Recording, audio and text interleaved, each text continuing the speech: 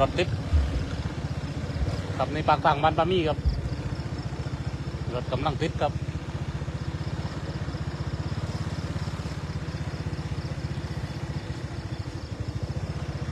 ครับนี่ทาง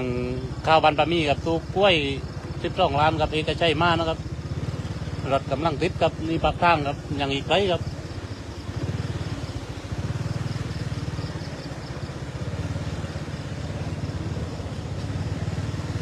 ไปนับทีละนิดครับ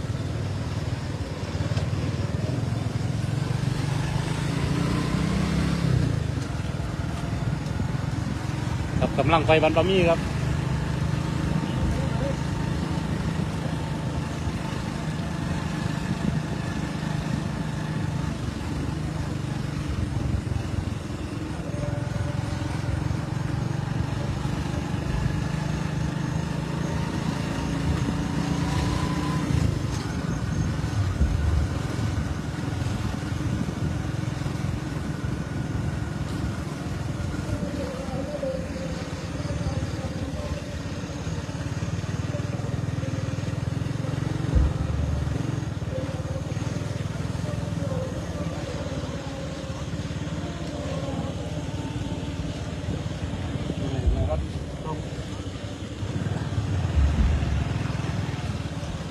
ไม่เข้าน้อง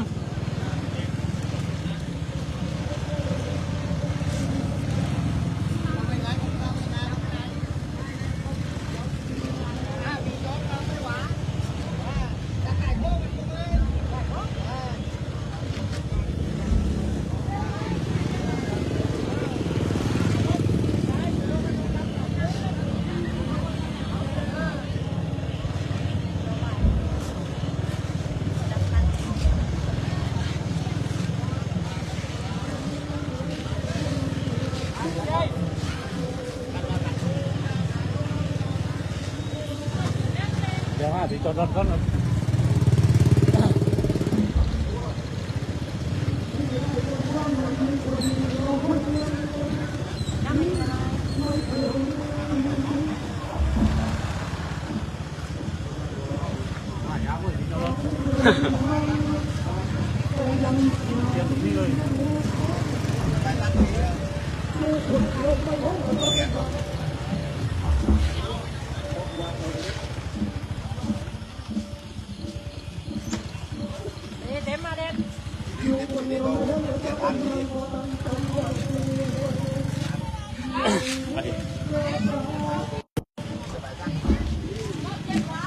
ครับนี่บรรยากาศนะครับก็เก็บว้าวมีร้านครับผมกับรถเน้นกับรถเต็มชัดๆครับ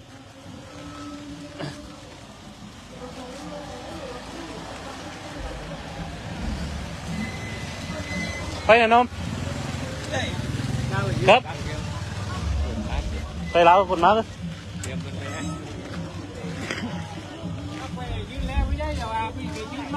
ครับ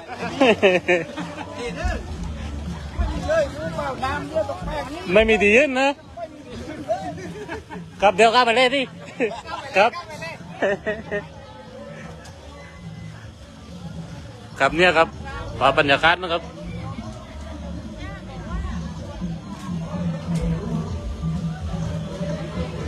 ครับนี่มันปามี่ครับสีตัวกล้วยครับนี่เป็นคืนหลังเพื่อนนะครับการโนราใกล้เลี่ยมปะทายก็ใช่นะครับ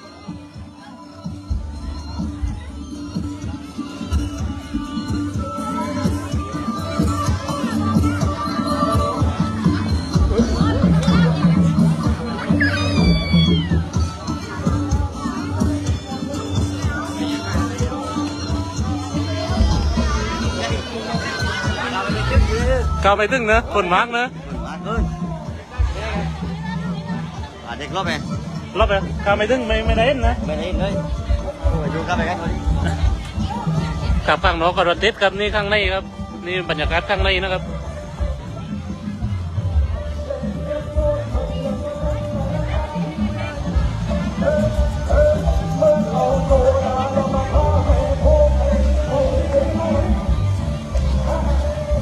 ครับเนี่ยครับทางเข้าบ้านปามี่นะครับ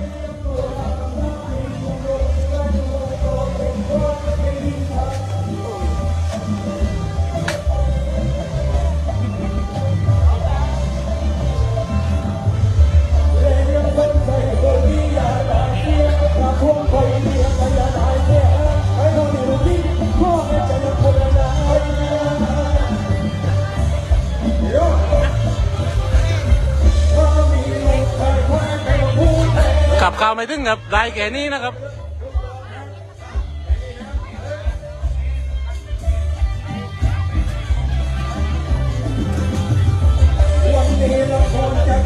ครับนี่บรรยากาศนะครับข้างนอก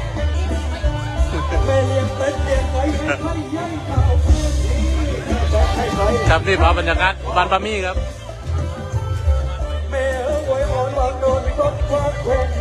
กับเนี่ยครับ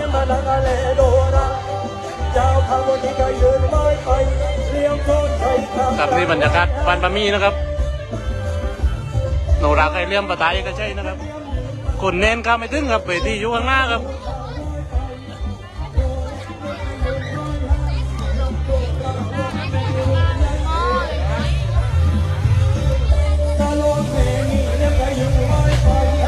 กลับไปไม่ถึงนะครับนี่ครับ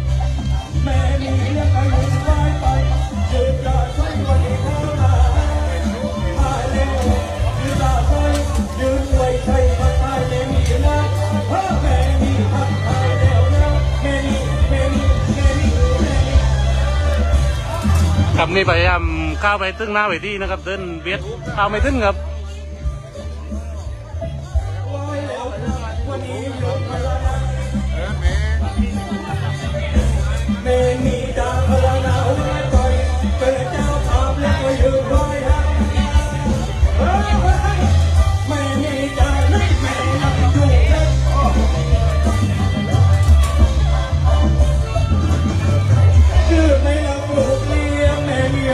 ขับพยายามเบียดไม่ถึงนะครับเข้าไม่ถึงนะครับ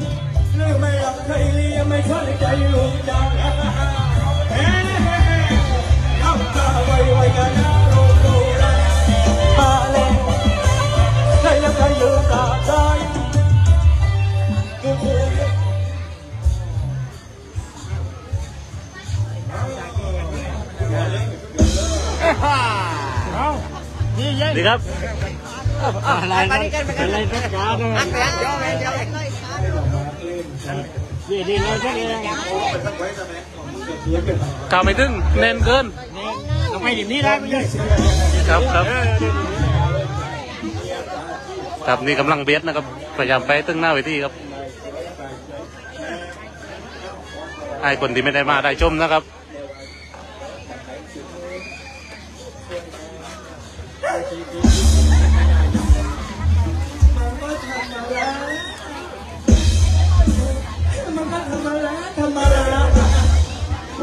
เด็กกันกูม่วงเลยมั้ยเด็กครับน่ารักเลยใช่ถ้าคนเด็กกลับเป็นนางเตี้ยขอบคุณตายลูกแม่ก็คือคนนั้นเลยนะอะไรใช้เหนือจับเงี้ยผิวไม่เคยเลยเดี๋ยวเบียดอะไรตึ้งหน้าเวทีก็ต่อเนื่องว่าต้องพูดละครับครับตอนนี้พยายามเบียดนะครับเบียดมาต่างรัฐนะครับพยายามไปถึงหน้าเวทีให้คนที่ไม่มาเล่ได้ชมกันนะครับ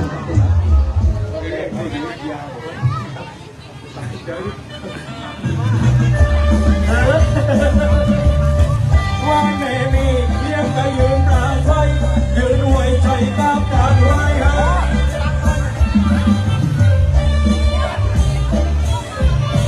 พวกคุณเราวันเล่อาลูกแม่มีให้มันให้เลี้ยงโนรักเลี้ยงข้าวไว้ข้าวอยากกันนะไปหน้านู้อยากยังนะ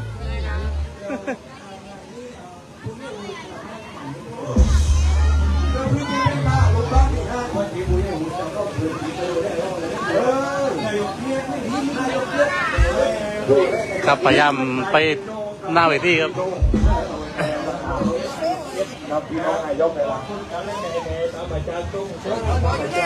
ขับเล่นครับคนแน่นมากครับ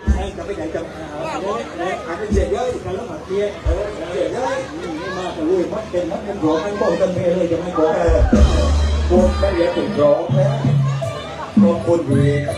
ให้เกียรติที่มาเคยเพื่อนกินมาเจอนะเจอนะเดี๋ยวนะขอบคุณแม่แม่น้อยยิ้มให้ดูแลก็ว่าเราพังบูชาไว้ไปไหวแล้วยังยืนไหวหานังเลดูแลผมจะยืนตาตั้ง ริมก็ยืนไว้ไปป่วยใจกับวันที่เข้ามาตาท้ายพี่ต้องให้นั่งอยู่เรา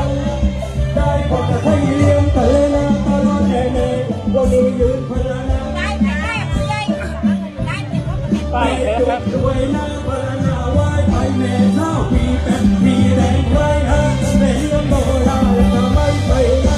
โอ้โหโค้งก็ต้องมีน้ำใจ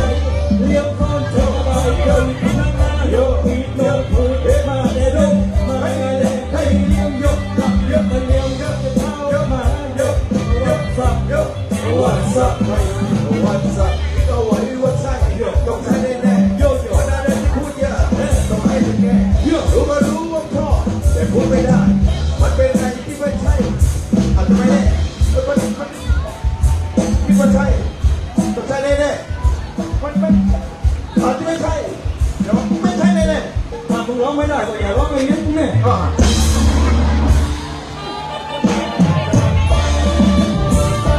กลับมาได้เต็มที่แล้วนะครับ หน้าเวทีไม่ถึงครับ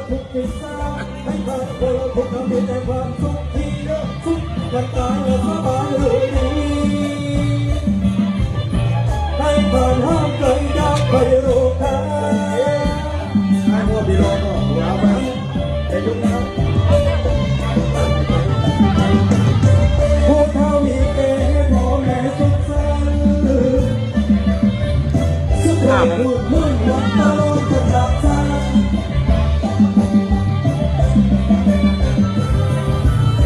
ลูกแก้วปากเลี้ยงอายุบูชาวันพันนี้ยืนไหวไปน้องเอ็นเพียยืนไหวฮะพอใจน้องเอ็นนะเป็นโดราของน้องเอ็นเดี๋ยวนะโดราพี่เลี้ยงวันพาตาใจไว้น้องเอ็นเพียก็ยืนไหวไปน้องเอ็นด้วย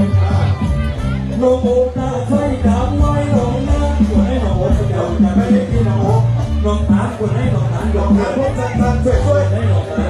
ช่วยน้องตาอันนั้นน้องเศร้าจะไม่ได้แหวนน้องเศร้าจำได้ ข้าวยักษ์ยังหน้าเวที น้องโอ้ยน้องเจ๊ลูกแม่นั่นแหละสุดท้ายนะครับก็ผู้หลังมาบางใจผู้เท่ามีแต่พ่อแม่ทุกท่านทุกคนทุกเมื่อวันตลอดตลาดจะสร้างทุกคนทุกผู้ที่มาดูนะไอ้ผู้ใดอิ่มอกมีแต่ความเป็นปลี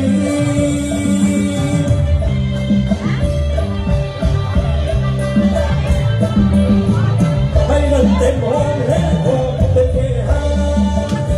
และไม่มีนะคนเล็กนะเงินเต็มห้องให้พอเป็นเทหาได้เป็นอัครมหาเศรษฐี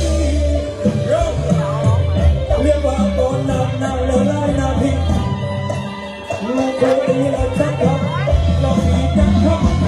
ตัวสุด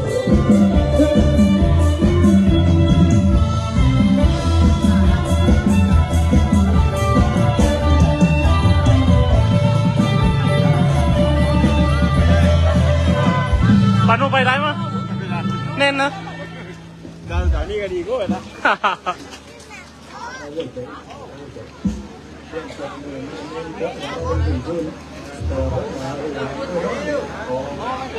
ตลอดมาใจร้อนใจด่าเล่นกันได้ประมาณนี้นะครับเล่นไม่ใจดีคือไอ้หนุ่มที่เจ้าคนคนนั้นเพราะนั้นน่าเสียใจโลกไม่เดียวเลยเจ๊ก็ทำใจร้อนด้วยไอ้นักเจ๊เจ๊นี่เดี๋ยวเราไปเดียวจะต้องไปตัดใจพี่น้องไม่แต่ว่าพวกนี้นั่นตั้งใจก่อนนะหลับลูกเลี้ยงรวยหลับเลี้ยงหมาเราแสดงไม่ได้นะเดี๋ยวนั่นเก็บไปเรียกเจ๊มาเลยไม่มาอยู่ไปเรียกเองอ๋อเดี๋ยวไปถึงเสียได้เจ๊มาวันนี้พี่น้องครับต้องไปลองไปด้วยโดยเฉพาะเจ้าเกษตรกรชาวสู้ชาวร้ายชาวนาพี่น้องครับวันนี้ตัวแทนไม้กำลังใจกันด้วยวันนี้ก็ต้องคุณปุ๋ยไข่มุกนะครับปุ๋ยไข่มุกตราเรือใบไข่มุกใช้น้อยงามคนผลดกพี่น้องครับเป็นอัญมณีของพี่น้องชาวเกษตรกรในเครือโปรวิทกรุ๊ปฝากพี่น้องไว้ด้วยซุปเปอร์กาแฟปรุงสำเร็จ พร้อมทางมีค่าเดียวที่7-11ร้านค้ากลายบานฐานก็คุณที่พี่น้องมาอุดหนุนสบู่กันทั้งเวทีตอนนี้เนี่ยหน้าเวทีเราขอมาจับพ่อไม้นะครับเป็นสบู่วีชายเลวและบอกต่อชายเลวต้องชายกันต่อกับสบู่สมุนไพรกระเลียมบายมียังเป็นสบู่ที่สกัดมาจากสมุนไพร100%เป็นงานวิจัยนะครับยังเป็นงานวิจัยในเรื่องของผิว ขอบคุณมากครับ มองกันแล้วแหน่ๆ ขอบคุณมาก พี่น้องตอนนี้ก็ใช่ยังไม่มาที่นะครับ แค่บางคนมีเรื่องหมากๆเป็น ครับเข้าไม่ถึงหน้าเวทีแล้วนะครับ ได้เลยทั้งผิวหน้าผิวกายพลิกเนื้อพลิกตัวชายไปเลยครับเลี้ยงชายเองยังอยู่ดีนะครับมีประสิทธิภาพมากๆตอนนี้ในค่าในช้อปปี้ก็ละ150 บาทนะครับที่พี่น้องซื้อกันอาจจะลำบากกับแม่แหนบางทีสักอย่างเอาไปนี่กันละกันหน้าเวทีเอาไปเลยพี่น้องกันไม่ต้อง150ก็ได้เขาได้คนละ100คนละ100พี่น้องครับ100ครับแต่เดือนหน้าเนี่ย100จริงๆนะเดือนหน้าจะไม่มีแบบเรียนครับเดือนนี้แท้มาเลย1 พี่น้องครับ1ซื้อตัวเวลานะครับเดือนหน้านี่จะพี่น้องต้องซื้อราคาเต็มนะครับใครอยากได้ก็ยกมือให้ติดเกียรติเดินไปอะไรกันพี่น้องไปชูมือพี่น้องไปสักเบิร์ยิ่งคนข้างเลยครับยกมือพี่จะได้นับเทรนนะมา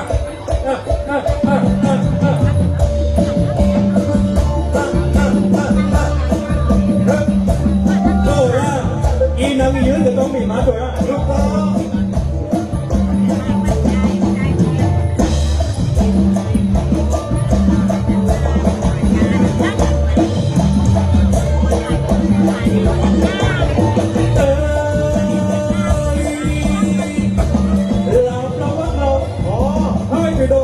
เป็นบดเป็นกรอนไปเลยไม่ใช่นะให้เลี้ยงคนโคนให้เลี้ยงนาโคนอำเภอโรนพิบูลให้เลี้ยงที่คนโคนอยู่อำเภอโรนพิบูลโคมาลับดับสูดรักโรนพิบูลไปเมืองลุงน้องได้ดับสูดรักโรนพิบูลไปเมืองลูกโคไม่รำโดราโคเลี้ยงไม่รำโดราผมเลยศึกษาไม่มุ่งน้องได้รำโดราผมเลยศึกษาไม่มุ่งมาสร้างหลักฐานในเมืองลุงมามีเพื่อนพวกโคน้องอยู่เมืองลุงผมไม่รำโดราผมเลยศึกษาไม่มุ่ง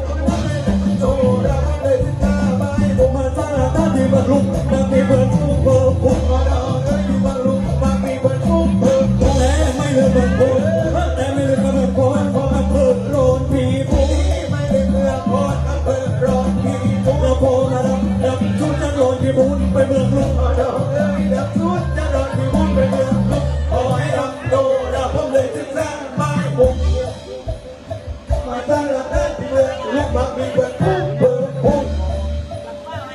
แต่ไม่ลืมเมืองโคอำเภอโรนพีบู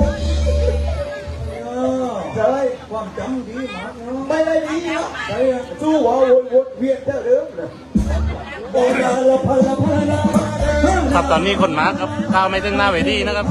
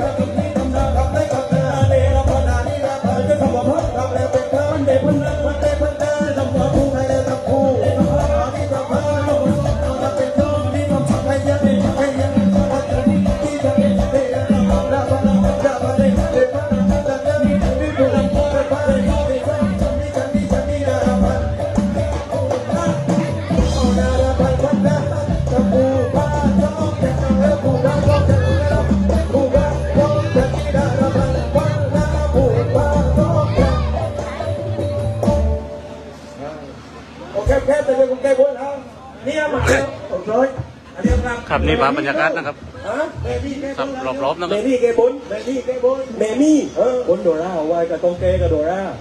เราเกกดได้มั้ยอ๋อบนกับโดราไม่บนกับเทวาลูก ครับตอนนี้ก็ใช่ยังไม่มาที่นะครับ ต้องเกกับเทวาลูก นี่โนราไข่เลี่ยมนะครับ โดราพี่มั้งไหมโดรากระป๋องนี่มั้งพื้นอยู่มั้งเลยอ๋อจัดอะไรมั้งฮะจัดอะไรมั้งโอ้ยก็มาเดี๋ยวเราไปหลักจะรู้อีกตอนนั้นไม่ได้หรือแล้วบนมีข้องเส้นไหวไหมเตรียมมาหมดแล้วอันนี้อันเปลวมาเดี๋ยวมุ่นเทวาลูกหายออกมาทางไว้ตรงนี้เลยนะโอเคโอ้มาเป็นผมเลย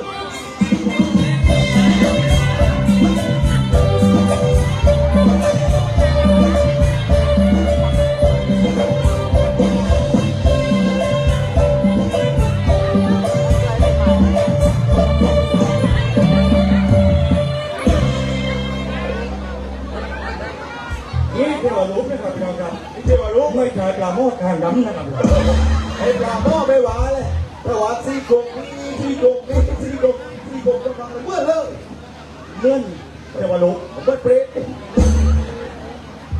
ก็ทุกเร็วไปเรื่อย จบเลย นี่ทำไปยังที่พึ่งไม่ลองครับ โอ้นี่ แห้งหมดว้าแห้งหมดตัว จริงเหรอ ไม่ใจคุย โอ้นี่ไปดูยังได้เลยนะ แล้วใช้หรือไม่ใช้ ให้จัง ให้ใช้กรรมนะนั่นอย่างคนจะพ้นเลยแกพ้นได้อย่าง นี่มาแล้วเดี๋ยวนี้บนแล้วต้องแก้บนแล้วต้องแก้ต้องทำนี่ข้อตัวนี้เลย ไอ้นั่นนี่เท่เท่มารู้อยู่บนจีวัวตัวก้นเลยชอบแพ้ไหมชอบแพ้สิมีสรรพคุณอะไรมั้งรุ่นนี้ตกน้ำไม่ร้อยตกไวไม่มั้งตกน้ำไม่ร้อยตกกล้วยไม่ไหมไม่มั้งตกน้ำไม่ร้อยเราอาจจะเชื่อแต่ถ้าว่าตกกล้วยไม่ไหมต้องปีทุก ไหนอ่ะ เพื่อพวกพร้อมแต่ว่า ไม่มีตับหรือ ปีทุก มีทุกแบบเลย นี่เอาเนี่ย ไอ้ไร คือ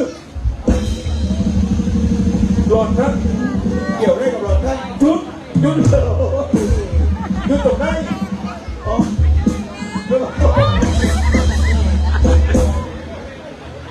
ได้ดูก็ใส่ก็พร้อมได้ดู เราเคยแล้ว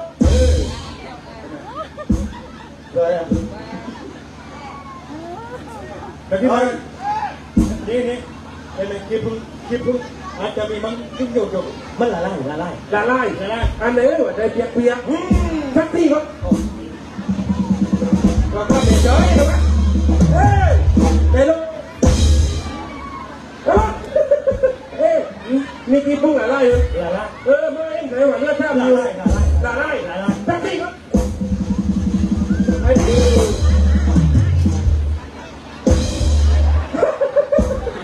ฮะกี่พึ่งละลายไม่โหลดโอ้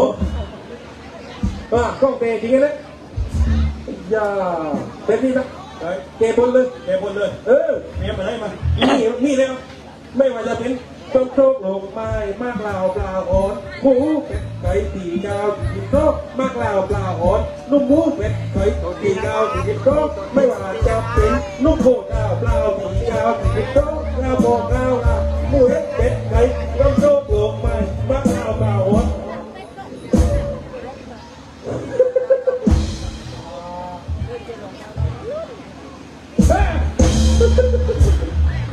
เกลือ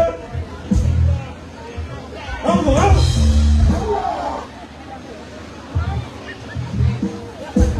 เล่นจะเล่นไหมจะเท่าไหร่ดีนั่นเราจ้าโอ้ตั้งเดียวไอ้จับเลยจับเลยมาตีนะหน้าตีนักทิศขึ้นจับเลยต้องจุ่มๆเดียวนะนักทิศนักทิศนักทิศเลยที่นักทิศจะได้รับรู้ ลองทิ้งบนไปเผาดู จับเฮกาเมกาลูเม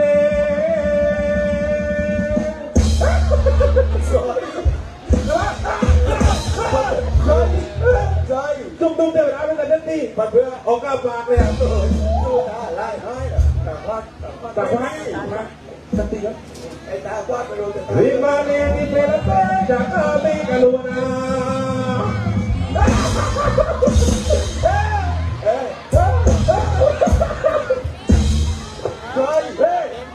กินไม่พอคนเดียว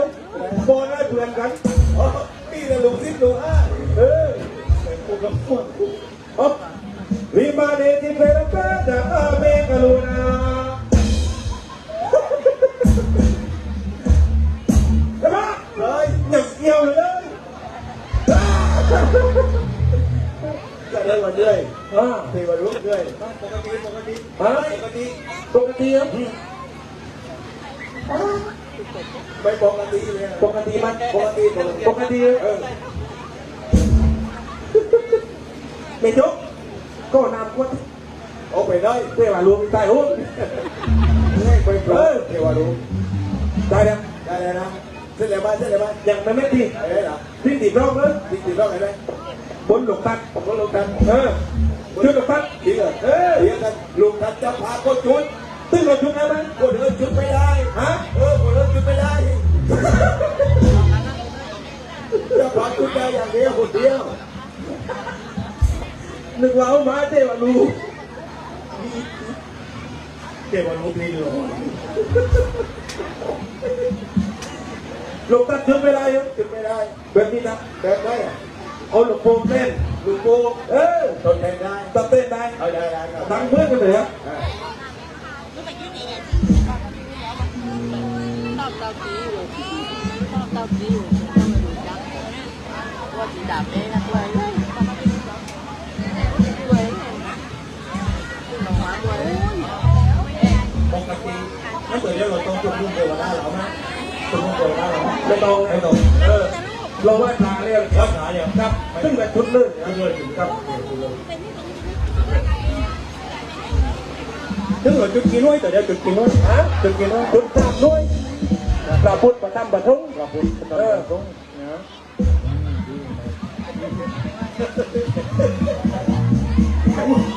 ห่วยเลยกูเยอะเลยผมไม่ลากขาไม่ตัวเดียว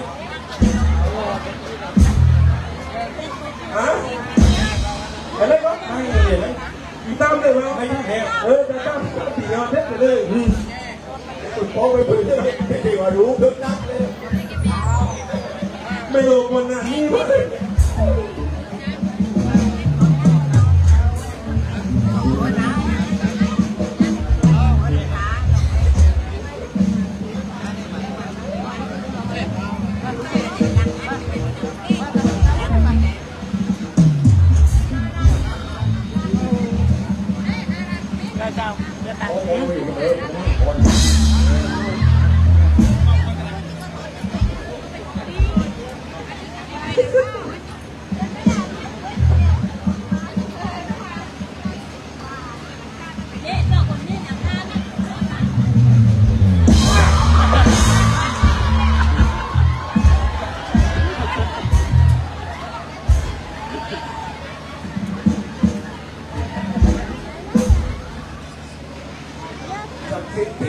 ขวดน้ำเสร็จเกลือ เที่ยวได้รู้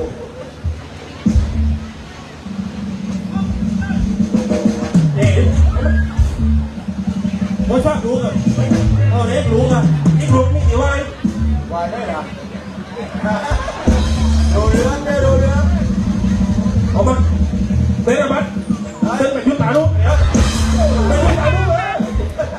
ไปเอาเราไปจุด ฮะ เราไปจุด ไปชุดมาชุดตาฮะชุดตา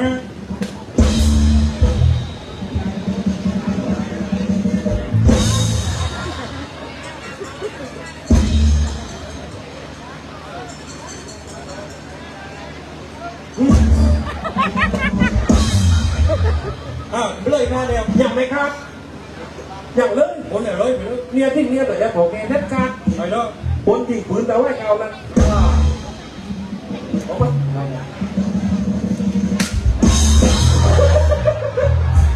เดี๋ยวนับเดียวนับเดียว มาหาลุย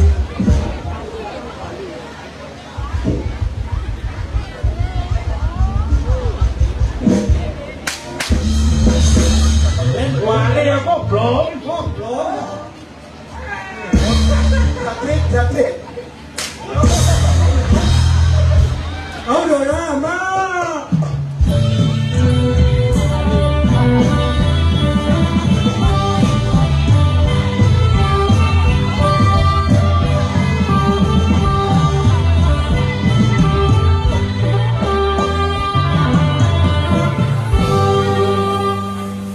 ในพระเพียรที่ว่า เฮ้ยตีเต้เป็นเจ๊กปันนี่หรอไม่ใช่ธรรมดา โอ้วันนี้พี่น้องมากันหมาเปโลนะเราก็มากันจะหูกับผมนี่มีใครมามั่งแนะนำตัวได้แนะนำตัวเป็นนางอ้ำคุณทองจ้า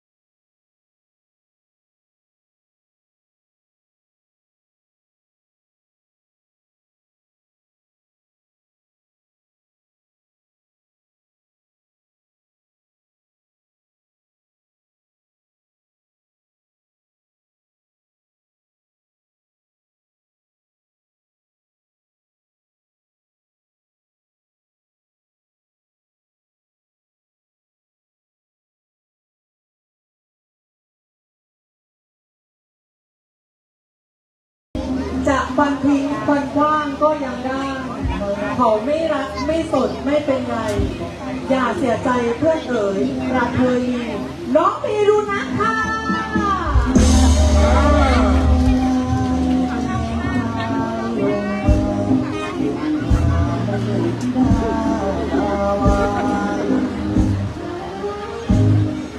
มาเนี่ยคนระวัง เรียนขาเดินเรื่อง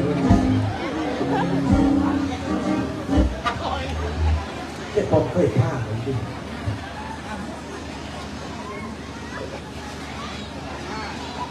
เอายิ้มสวยๆ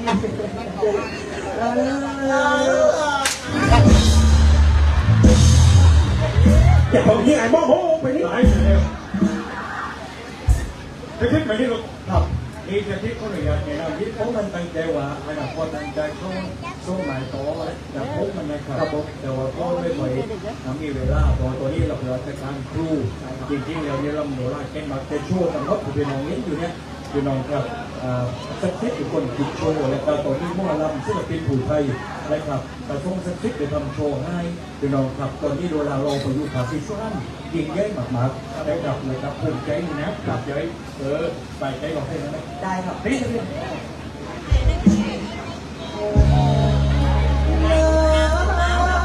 ผู้เรือยังผู้มา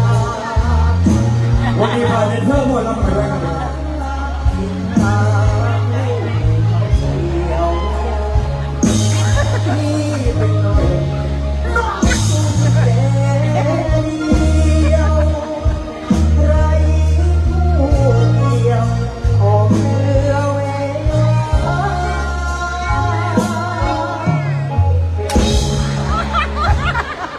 จังหวะแบบนี้ไม่ได้ตรงจังหวะมันอยากจะไปดูไปทำมันที่ไปทำมันให้ไปทำมัน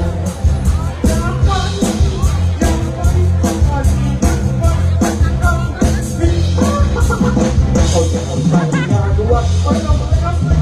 เล็ก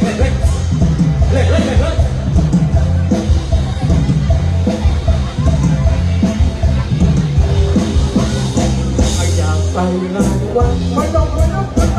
ไปกินข้าวไปอยากไปก่อนให้แม่ดีในทำรถควยกระชายตายทำรถควยกระชายตายประชาชนทำให้เข้ามาได้โค้งได้โค้ง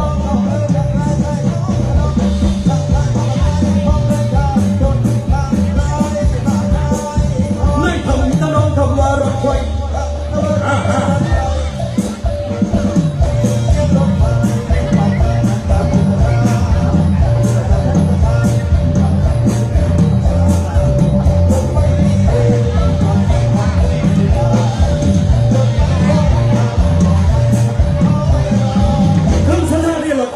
อเมริกา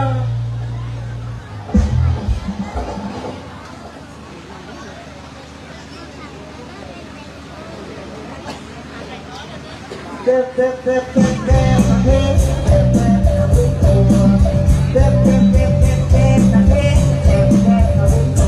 ใช่เหรอ ถ้าจบสามค่ะ ใช่คำถาม หอมเทียมเคยหอมเทียมเคยหอมเทียมเคยหอมเทียมเคย ใช่เหรอ ใช่ว่าหอมบัวเทียมเลยนะเคย เล่นไอ้วันเที่ยวเลย ฉันจะไม่มองตาเธอ เธออย่ามามองตาฉัน เราจะไม่มองตากัน เพราะฉันจะไม่มองตาเธอใช่เลยนำพริกตาแดง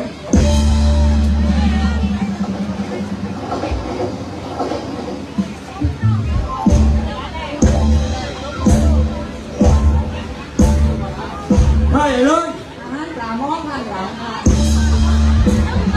ที่ปลายได้ห้องนอนที่ปลายได้ห้องนอนที่ปลายได้ห้องนอนที่ปลายได้ห้องนอนใช่มาจัดสั้นไม่ได้ใช่เลยใช่รัฐบาลย่อยอันนี้ไม่ว่าแต่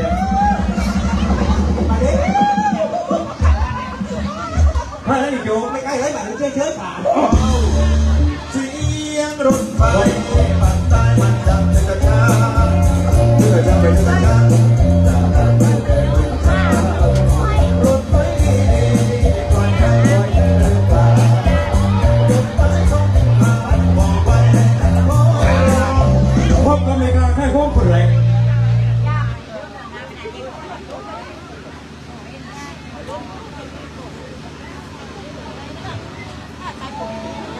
ส้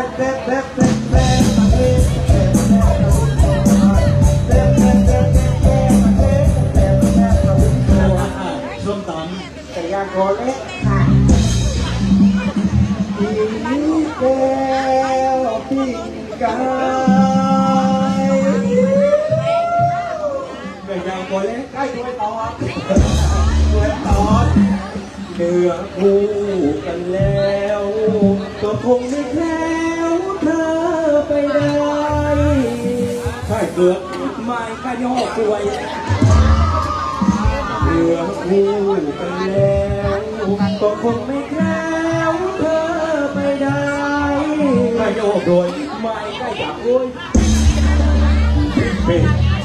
เธอจะไปฉันเสียใจเสียนักหนาเสียนักหนาเธอจะไปไม่ต้องมาไม่ต้องมาเฝ้าเราคอยพบกันไหมใครจะสู้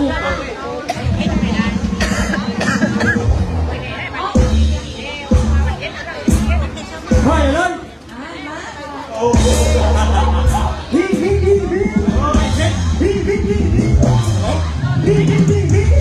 งใครเลยใครหลงยิ่งกับหลงมิ้นเล่นมึงโจทย์จะเข้ามาบอกนะใครเล่นโจทย์แพ้แพ้แพ้คนมันแล้วค่ะ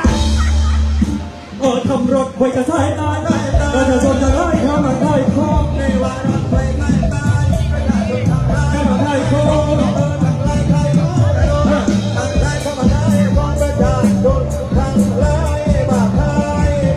แล้วคอยรวมรักสังความรักและเจ้าแรง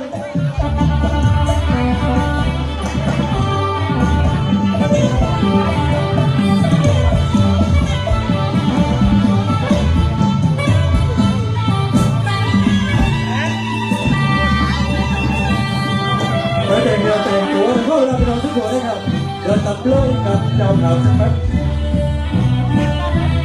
เอาไว้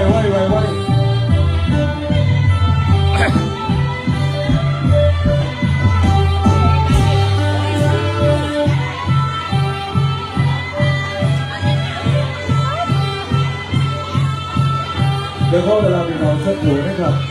แล้วจะมีที่แก่บุญให้กับทางดาวทางเจ้าขาวันนี้ช่วงความมุ่งมั่นมาตราช่วงความตั้งอกใจใจ ขับจะถึงเวลาแก้บนของปามี่แล้วนะครับพอปามี่แก้บนไว้นะครับหวายทุกรางวัล12 ล้านครับครับนี่กับปักยกนะครับจะแก้บนให้ทางชาวบ้านให้กับปามี่นะครับ กำนันลุงกับตรงแกกำนันลุงนะครับวันนี้บนโดราให้เลี้ยงนะครับกับตรงแกกับโดราให้เลี้ยงบนเรือตรงแกต้องทำอยู่แล้วครับต้องกำลังมาตอนนั้นเองไม่แกไม่มันก็จะเป็นบทติดใจนะเป็นบทติดใจนะครับเอาทางล่าหลงเราเตรียมแล้วนะครับ ครับกำลังเตรียมข้องแก้บนให้กับปามี่นะครับ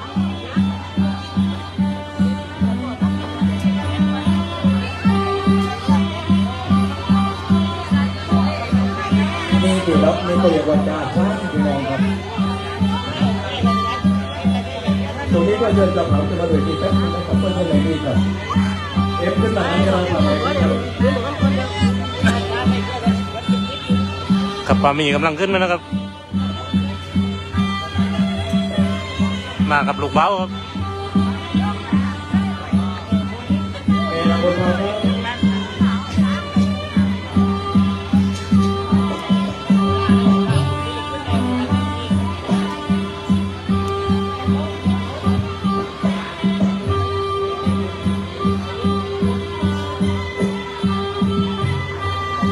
เมย์ต้องพาให้เลยว่าวันนี้เราบ้างเราครูเราเกิดบูชาเป็นเรื่องของเราตอนนี้มันมีการตกแต่งเรารู้ในเรื่องของการเรียนรู้เป็นเรื่องของการช่วยเรียนมากแต่ในบางทีจนถึงวัน แล้วมันมาเอาเดี๋ยวมาเขาเกี่ยวมาขอเกี่ยวขอได้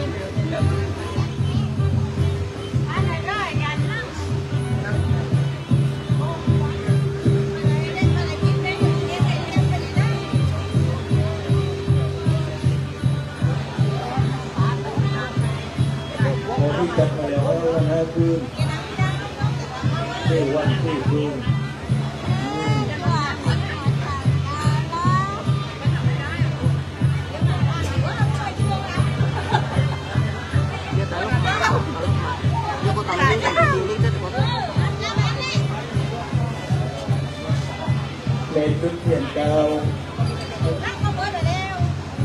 ลงดูขึ้นใหญ่มากจุดเทียนเก่าเขาบอกว่าจะได้เก่าหน้าเก่าหลังเก่าหมังเก่านี่นะเก่าซี่เก่าซุดก็ไม่ร้อยก็จะรุ่งเรื่องเก่านะวันนี้พูดจริงทำจริงดับชื่อกันจริงๆพี่น้องครับจัดกันซี่วันซี่คืนนะตามที่บนศาลเอาไว้นะครับบนโดราลงครูตะแกก็ทำกันแล้วบนวงใหญ่ตะแกก็ทำกันวันนี้นะครับเพราะว่าพูดจริงทำจริงมาพูดจริงทำจริงแล้วก็พ่อแม่ตายายทำน้อยบ้วยใช่ให้กับแม่นี่พอเล็กลูกๆกันที่ต่างใจกันช่วยต่างสบายร่างกายที่เป็นตอนไฟนะให้ลูกล้างปัตนาข้าวปัตนาคว้างปัตนาเงินปัตนาทองข้อความเป็นมาปัตนาถูกสิ้นหยุดยั้งนะครับรวยแล้วรวยแล้วรวยเลิศนะอยู่ไล่บนได้ดีไม่รวยดีได้พอแม่ตายายรวยส่งเสริมในใบนี้ขึ้นมาตั้งแต่วันนี้เป็นต้นไปนะแม่กราบทราบดีบุญตังกราบกำลังกราบสร้างกำกราบเราปลูกจานโดราและแม่อธิษฐานเหนื่อยเฉยวันนี้เราโดราแค่เรียกมาเดียวไอ้ผู้ที่ทำลุยกันเชี่ยเห็นช่วยการกันกาเซ็ตพ่อบอลเซ็ต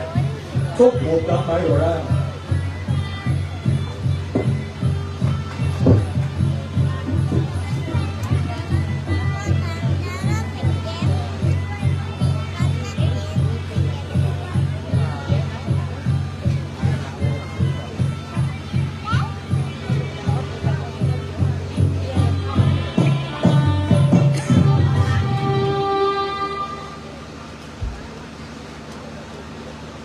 วันทานี้ธรรมะวันทานี้ข้าธรรมวันทานี้ถูกเทียนสวราบูชาเด็กตี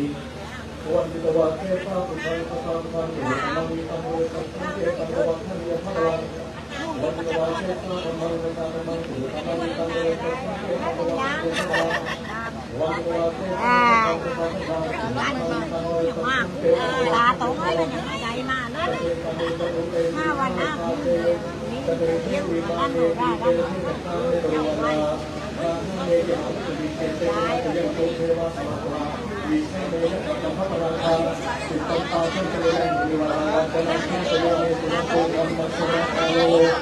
ยมตันตาธรรมโสนาคาโลยมตันตาธรรมโสนาคาโลยมตันตาข้าในขาตุภาพิทุกขาจันทุกขาท่านทุกขาเป็นทุกขาทุกขาทุกขาเข้าสักทุกตัวละอาตาตัวละมีข้าตัวละเทวดาที่พบเป็นข่าวที่มาฉันดินพร้อมด้วยนางวัฒนาสงครามวิญญาณโดยเขาเป็นโบราณเจ้าเลเททรัพย์สมบัติที่ขนาดไร้คุณภาพคุณภาพคุณภาพท่องสิ่งศักดิ์สิทธิ์ดีเลยดีนำนำเข้าตัวที่สิ่งศักดิ์สิทธิ์ข้าพเจ้าหนักพืชเพื่อผลประโยชน์การต่อทานทายวันการซิดตาให้วัดเจดีย์ตลอดจนถึงตาผ่านบุญวัดอย่างใหญ่บารมีของตัวรุ่งเจ้าที่เจ้าปอยตัวโตเพียงตัวการเล่นตัวที่ตัวห้าต้องเดินบนช่วงของบัวลูกเหมือนเราเป็นเชิงแค่ลูกเหมือนเราเป็นหัวใจในหัวเราเป็นเราเขาถ้ามันถ้ามีอะไรเป็นเราโอ้ถ้าเราจะขึ้นฐานพวกเขาปล่อยทะเลฐานทุกคนพร้อมกันช่วยว่าบางคนหรือเรื่องมองหรือเขาทำตัวลูกชายตัวลูกวัวตัวร่างพอตัวลูกเลี้ยงตัวลูกเลี้ยงแบบตัวหน้าร่างตัวร่างตัวลูกตัวที่ทำตัวหลักตรงจะลูกแต่คนจะลงจะมั่งในตัวที่ไม่ปรับปรุงอนิโรธตัวนำเหลือวันนี้ข้าพเจ้าจะก้อนเชิญมาเป็นพยานข้าพเจ้าวันราใครย้ำซ่อนใครรับมากรับผู้รับจะบูชาข้อดีข้อธรรมประการราชผู้ลำถวายเร็ววันนี้เชิญเจ้าพระไปทุกเทียนเจ้าทุกมุนเทวดาแล้วอ้างถึงเสียงสิ่งศักดิ์สิทธิ์อาจจะข้าพเจ้าหนักชื่อหลบเลือกจากนั้นอ้างถึงเสียงที่คุณแม่และเจ้าคุณพ่อเด็กพ่อมีหนักชื่อไม่ว่าจะเป็นตาหมดเหตุมาเป็นพยานบ่นะตลอดจนถึงตาลุ่งคงตาลุ่งนุ่นตลอดจนถึงเขาเวททุกวันเมซี่มาล่าเมแค่นอนเมพิมตาลุ่งตัวงานหัวสุดพักตัวป้ายชอบป้ายชื่อป้ายตั้งป้ายตายไม่ตายเขาเกิดเขาหลบเขาวันนี้มาทำรุกงานตัวงวันนี้ป้ายตาหันทำด้วยไว้ใช่ถ้าเป็นเรื่อยจะค่อยลุกไอ้ตัวจะไปอย่าเป็นเรื่อยหน้าเรื่อยร่างเรื่อยหลังเรื่อยเรือถ้าแต่บัดนี้จุดคุมวันเข้าไปจะดูแลให้เรื่องเป็นโดราซุปตัดทุกที่ภาควันจะตัดเลื่อยข้ามนาบารมีของนายตายายมารวมเป็นประธานคุณพอวิเชียรข้าวไทยพอขับตาแม่โคโซโบสวยโคว่างโคจุกลิงโคจนพ่อมันก็มีว่าโคเปลือกระดาโคลังเลโคเลเลโคบารมีอาการโซโปโนยเข้าสมุดสิ้นวันนี้ให้เป็นซิปเป็นไทยตัดเลื่อยคาบลุกลุยตัดบัดนี้เป็นตอนไปเถิดเจ้าพระคุณเอ๋ยเขาว่าชอบเลิกนบขันลุกขอเชิญเจ้างามขึ้นมาจุดเทียน มือเท้าตั้งสองตาสิบนิ้วยกนิ้วตั้งว่างคิวเพลงกันเนื้อเสียงยักใหญ่เอาไว้เวียนจำเนียนเวียนพื้นมาบูชาสิ่งศักดิ์สิทธิ์ทุกองค์นิทานเป็นเจ้าเลยพอเอ่ยมารับรองไว้แล้วโผล่นะตอนขมาที่ได้เพื่อนอย่าได้เป็นเลยนะอย่าได้เป็นเลยลังเลยในทองผิวเพื่ออย่าได้เป็นเลยเรืออย่าได้เป็นเลยลังเลยในทองพันชันอย่าได้เป็นเลยตังอย่าได้เป็นเลยโตเลยในดอกบัวตูมอย่าได้เป็นเลยหุ่นอย่าได้เป็นเลยโอเลยติดเลยโตข้อให้วินาแกมันขาดกันไปให้พอพาไปทิ้งในห้วยในน้องทิ้งในโคลงโชงน้ำไหลพาไปทิ้งท่าทาชลาเลยพอได้เป็นเนื้อกุ้งพอได้เป็นเนื้อปลาพาไปทิ้งในโคลงทะเลพอได้เป็นเนื้อเพลละเราสมควรเวลาจะตัดเลยน้ำขาดเลยสักทีครั้งนี้นะเชิญแม่นาโทและนี่แม่คงคาแม่จงมาเป็นประธานงานพิธีเกิดแต่ว่าศักดิ์สิทธิ์ทุกชั้นชมสิบพงษ์ฉันควายวันหนึ่งสีตั้งศักดิ์สิทธิ์ตาบรามีโชดอยู่ที่ทำเจ็ดเสด็จมาเกิดความเป็นสมุทรดังเงินเรืองเด็กประมวลเวทเสกาตาวันโมซ้ำจบหลบสร้างคราลายคาท่าตับไม่ปากให้มันข้ามจากกันไป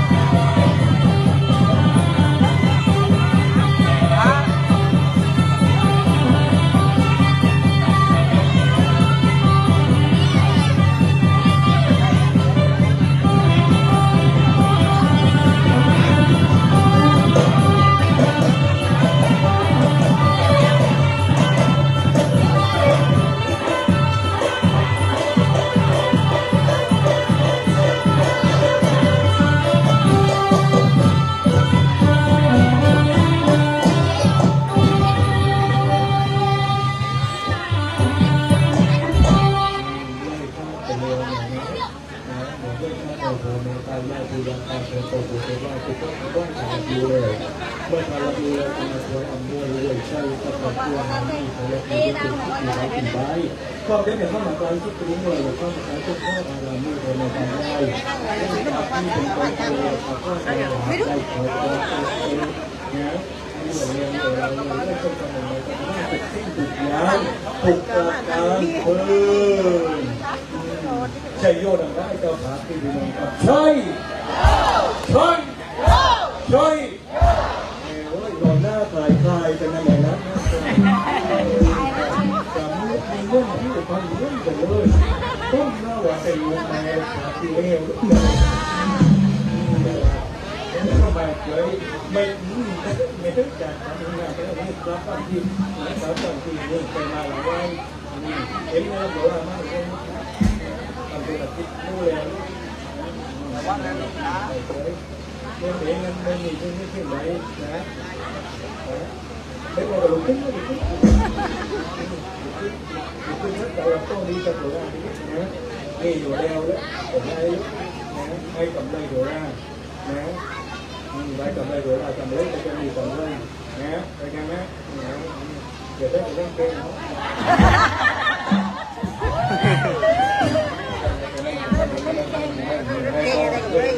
ให้ต้องนะเล่นมือถือตอนนี้ให้ลูกเล่นให้ต้องนะ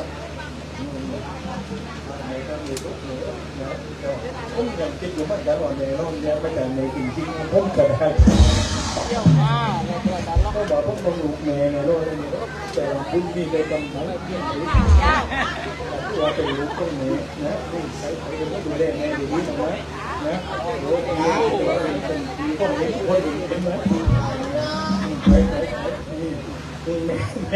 แม่ลืมเกลือ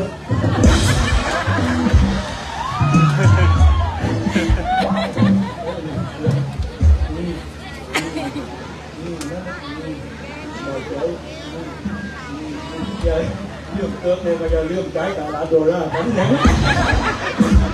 ไปแม่เลยยายพลัดมาเด้อนะเอ็มรับดีๆห้ามแม่พลัดนะผีไม่ได้ขาลาโดราที่นะครับ วันนี้หลายคนก็อยากตั้งใจมาชมเดียวไปเคยชีวิตไทยตั้งใจมาได้โดราเคยเรียนแต่ว่าฐานให้กับอาจจะเคยวันนี้ตั้งใจที่จะมาเอากำไรมโนรานะครับกำไรที่เคยเรียนก็อยู่ตรงนี้นะครับแต่พวกเองเนี่ยประกาศจับเองเรากำไรโดราเนี่ยแต่เรียกไม่จัดช่วงง่ายหลักจะขอมือจะให้เรียกของมันบางคนเอาไปทำพื้นกำไรมโนรากำไรโดราถ้าติดเราใช้ติดเหนือติดตัวไม่ใช่กำไรหาติดตามติดหลอดติดยาเอาไว้ดูนะครับกำมาตาถ้าจะมาเจอเราคิดจะกับเงินจนกับทองเงินทองไม่ถ้าตาวทำอะไรก็จะมีกำลีทำอะไรก็จะมีกำไรนะครับว่าเป็นกำไรโดราได้แต่ถ้าติดกำลังดูของที่เนี่ยต้องยัดของให้ครั้งในสักทิศที่เราเอาไปแล้วนะใจคุ้มจริงๆนะครับวันนี้เรื่องมีเวลาอยู่ประมาณ10 นาทีไม่เกิน7 นาทีแล้วประมาณนั้นถ้าทานอยากได้ให้ไปลองมาหลับกับมือเลี้ยงนะครับให้บูชากันดีต้องซี่เงินโดยเก่าๆซี่ทองซ่องรอยเก่าๆใช้จอกเงินจะใช้ซี่เงินกับทองใช้ทองดีใช้เป็นโผล่จะช่วยซับดอกงามใช้เหลวเป็นจรวดนี่คือกำไรโดราเป็นเอกลักษณ์อยู่เลยนะครับบางคนไม่บอกเงินสดเรียกอนุญาตให้พี่น้องโอนได้นะครับการเปิดร้านสถานอยากได้ให้พี่น้องไปโลกให้เลี้ยงข้างเดี๋ยวผมจะอยู่โรงอยู่ข้างนี้นะครับเดี๋ยวจะยืนบนทางข้าวไม่แต่ให้ไงเรายืนบนทางข้าวที่บนสุดแล้วแต่งผมฝุ่งเถืองให้เสือเลยเราเนี่ยใส่เสื้อในกระพี่น้องนะครับใครอยากได้ตรงจะบอกตอนนี้ไปโอได้เลยแต่กระเทศนะครับเดินตรงนี้ถ้าทางเราตรงนี้จะเดินข้างหน้าเวทีอนุญาตนะครับในการรับกำไรโดราเช็ดตัวเดียววันนี้ที่เชื่อพี่น้องครับรับนำมนต์รับนำโทนจากโดราขันตัวเดียวทำนำมนต์ละรุ่มให้พี่น้องเป็นคิดเป็นใจไม่เจ็บไม่ไข้แต่เจ็บไข้ก็คือการง่ายๆมุดมีโชคมีลาภนะครับ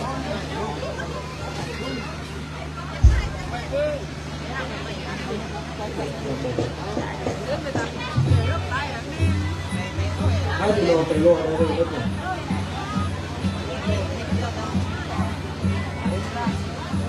เขาไปถึงนะออกมา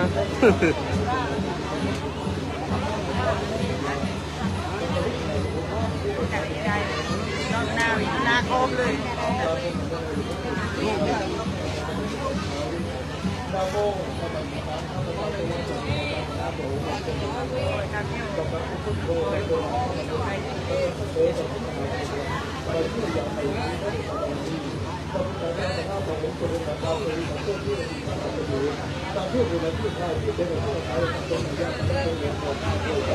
อาวุธต่างไล่ก็เกิดขอเป็นที่วัดอุบาทของเราการปฏิบัติจังได้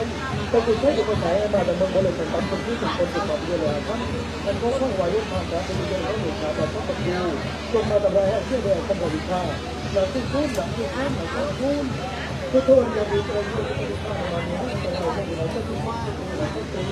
อันนี้การเป็นข้าวและข้าวหลักต้องเป็นขยะยาฆ่าเป็นเรื่องนะจะหาทางที่มันรับครับต่อเดี๋ยวเวลาโนราใครเริ่มเซตนะครับจะพบกับปีกระชัยนะครับ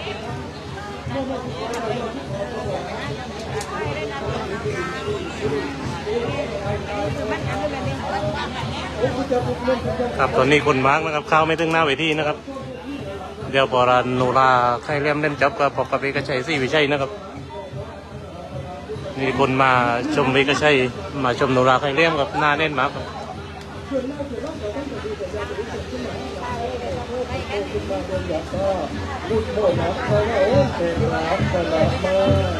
ขับเดินไปถึงปากทางริมนุ่นครับถนนรถติดนะครับ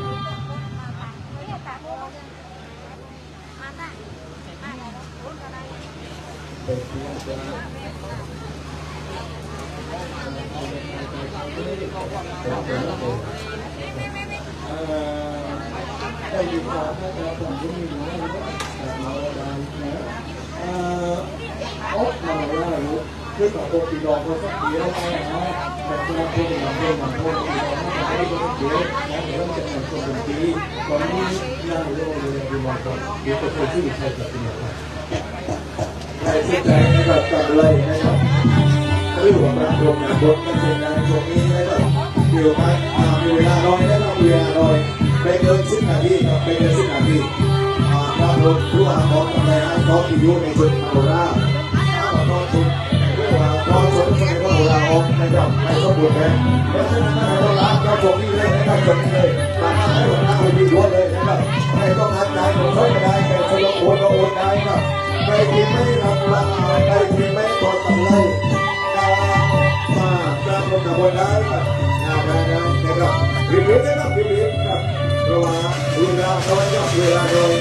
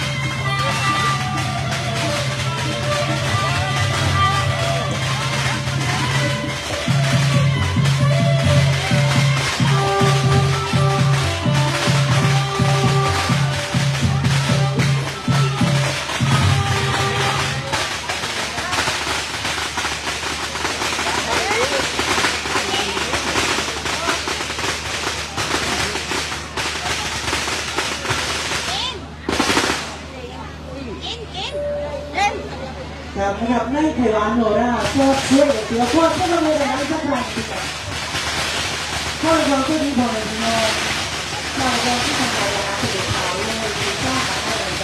เนี่ยเชื่อกันในจุดนี้นั่นแหละนะวันนี้ก็พ่อมาตัวกับการเชื่อหรือผักนี่เลยคือเลยนะเนาะเชื่อเชื่อเนี่ยกับเราพอทำได้ทีนี้แต่ก็ถือว่าเรามีรู้จะมาสร้างของเรานะครับเอาเชื่อกับเราเนี่ยเลยนะ แป๊บเดียวเพื่อนจะทำได้เลยครับตอนนี้เพลงเดียวฟังเพื่อนเลยว่าฟังเพื่อนลงการเป็นนักข่าวถ้าระหว่างเพลงครับเพื่อนลงการทุกนะครับรับรองทุกเราบางทีนี่นะแต่ทำเยอะครับบางคนทำทุกไปแล้ว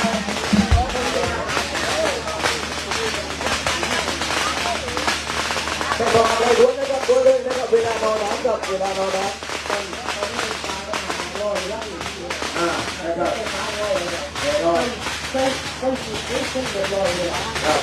รอแป๊บเดียว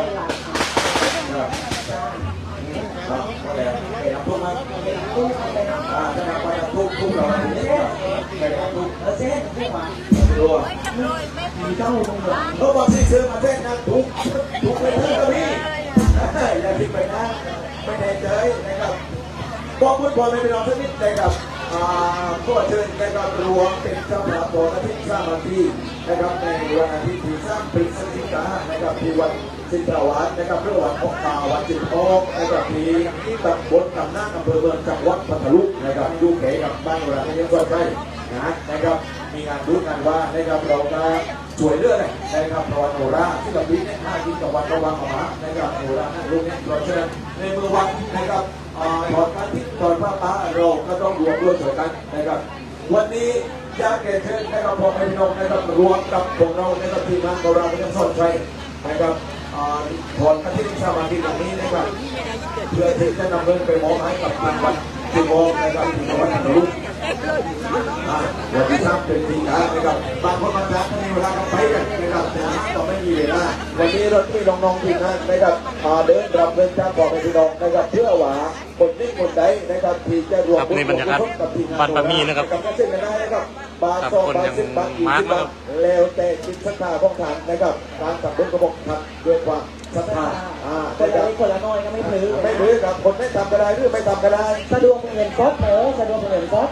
ยกมือขึ้นตุ้มเลยนะครับเดี๋ยวลงเลย เดี๋ยวเราก็จะเดินหานะครับไปสะดวกสมบูรณ์เดินหานี่กับคุณเองเพราะฉะนั้นนะครับเดินลำบากสักนิดนะครับ เราได้สักแต่ว่านี่นะครับเราเอาหน้าเบียร์ต้น ก็ไม่ต้องโทษนะไม่ต้องโทษแต่พูดต้องโทษนะครับนะครับใครลงแต่พูดกับพวกเราก็ทิ้งกันได้กับซึ้งกันได้คุณสดกันนี่พี่น้องครับนะครับพ่อไอ้สะทอนโยนครับสามารถบอกพี่น้องทุกคนทุกท่านนะครับ ขับโดยก็ได้โดยเผาหันเผา ครับนะเป็นการงานวัดครับ เพื่อที่ลูกเราวันหน้าเดี๋ยวน้องจะลองเพลงชาโปรโมทสักเพลงนะครับ จ้า เดี๋ยวโคตรดีเขาพูดไปแล้วไปนะในระยะของเพลงเขาเส้นก็มือแต่ทำให้น้องก็ทำคอยมาลองไม่ดีหน้าเลยนะ อย่าโลกตัวบอกเลยเลย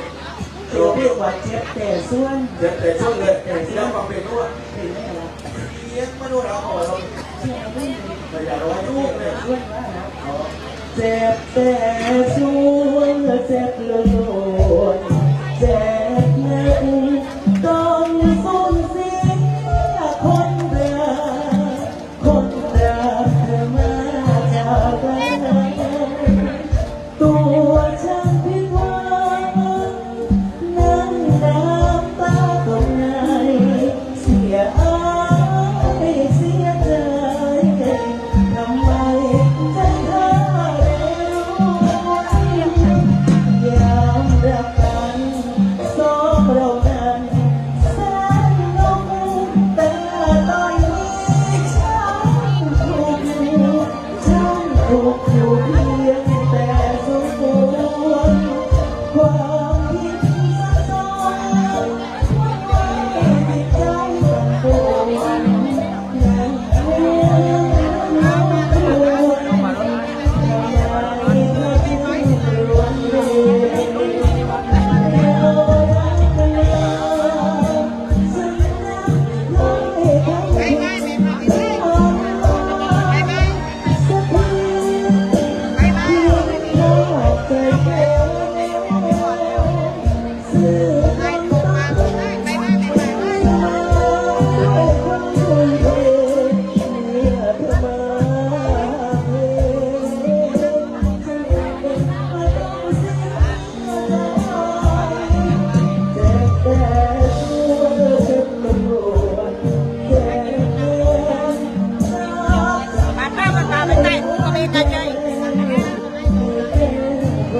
คง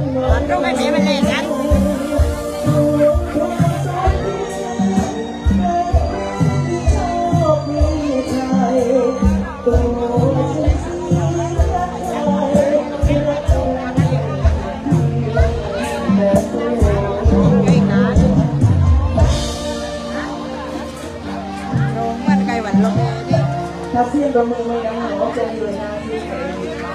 ไอ้กองอยู่อะไรเนี่ยแต่ว่าเดี๋ยวเขาต้องมาเฉยๆ ก็เจก็มาค่อยเลยมาได้ไปก็เจ บาดเจ็บที่โดนรถจักรยานข้างทำนั่นเลยนะครับ โดราใครเริ่ม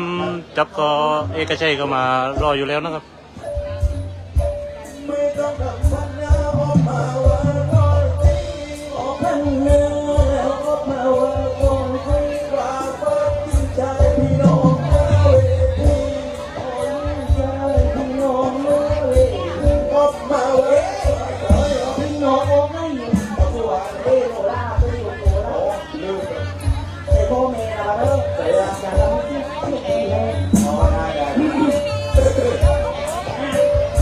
ตัวหนูไม่เร็วนี่เลยตัวโอ้แม่โยยืนยกมือขึ้นมาเนี่ยเดินยาวนะวะอย่าเราเสียดี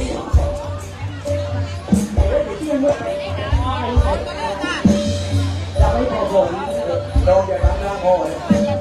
เราไม่ทำมาทำหน้าโง่เนี่ย เขาแค่เองถึงมาดีกัน มาไม่ได้เล่นเล่นใช่ปะเล่นหน้าโง่ไม่หวาเด็กปาก เขามาไหนได้ยังไง ไม่ใช่เด็กนักเรียนไม่ใช่เด็กนักเรียนดูหลอกที่โง่หลอกที่ไหน เตรียมชุดเลยก็เลยโยนมือออกยกมือขึ้นเลยที่นั่งเทียนรายยกมือไว้ยกโอยแม่ลูกป้าทำเนียงเต้าลูกป้าทำเนียงฟังแม่มาร้องโซ่ให้ไป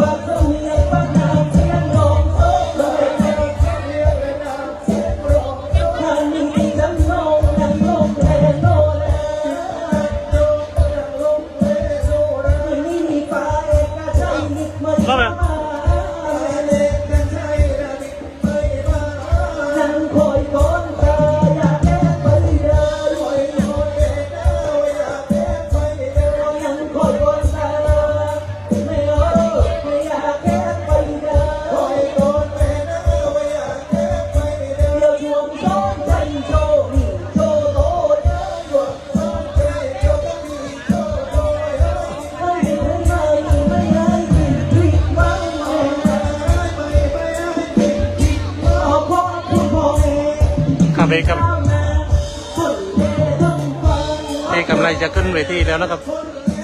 โลกกับตีมันนี่ก็ใช่นะครับ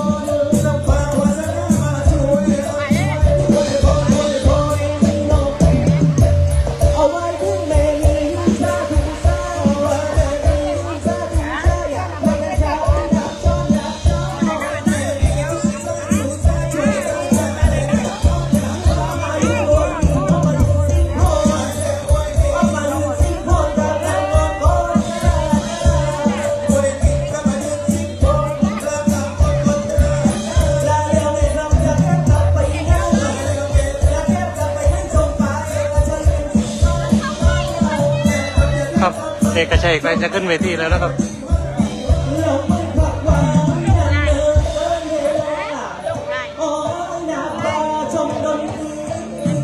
ครับคนมาร์กนะครับคนเต็มครับเข้าไม่ถึงเวทีนะครับดูภาพบรรยากาศนะครับ ไม่ว่าจะให้ตัวคือผู้ทุกข์เหมือนกับตรงข้อกลางลูกเก็บทำเก็บข่าวข้อบอกเองรอทุกคนนะครับช่วงช่วงต่อไปอยู่เลยนะครับในของมาเอกชัยซิ่งชัยพ่อจะต้องมาล้างสักการดีครับ ครับเอกชัยสิเอกชัยกำลังขึ้นแล้วนะครับ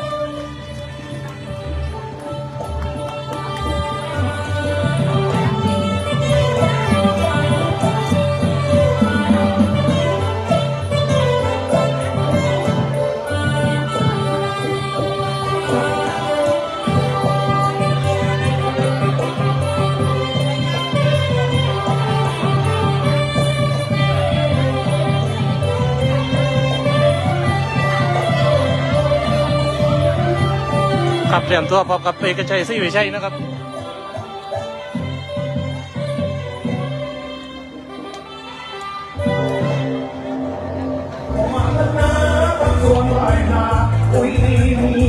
ตั้งแต่ผู้ยาตายายวิตาจะไปไข่มุกเช็คไข่มุกไข่มุกอยู่ของภูมิใจไม่น้อยหนาก็คนดอกไม่ได้โกหกหรือจบ จะมาหน้าที่สวยเพียงไรก็ถูกใจที่ไข่มุกเกษตรกรทั่วไทยเลือกใช้ปุ๋ยไข่มุกตราเดียวใบไข่มุก พ่อเรียนต้นต้นได้นะครับเดือนสองของต้นเราต้องไปได้กับห้างกบเปาเรียนเนาะเดี๋ยวนักเรียนที่แทนย่านมันขอบคุณใส่ในกาในใบไผ่คนเรามีความชอบที่แตกต่างส่วนผมหลงไหลในสีดำถ้าเป็นกาแฟดำต้องซุปเปอร์คลาสสิกลงกล่องลงตัวดำแบบซุปเปอร์ออริจินอลเอสเปรสโซ่ ครับเวลาที่เราค่อยนะครับพบเตรียมตัวพบกับเอกชัยศรีวิชัยนะครับ ชีวิตอะไรตามกระแสแต่อย่าลืมตัวตนของตัวเองคงเสน่ห์เฉพาะตัวเหมือนความหอมอร่อยลงตัวของซุปเปอร์กาแฟทีวันซุปเปอร์มั่นใจกับเสน่ห์เฉพาะตัวสูตรหวานซุปเปอร์เอสเปรสโซ่ขึ้นเป็นหวานเพิ่มเสน่ห์เฉพาะตัวอีกครั้งสูตรกาแฟเพิ่มขึ้น 20% เข้มขึ้นหอมขึ้น ครับในภาพบรรยากาศนะครับคนมาชมเอกชัยกับโนราไข่เลี้ยมนะครับ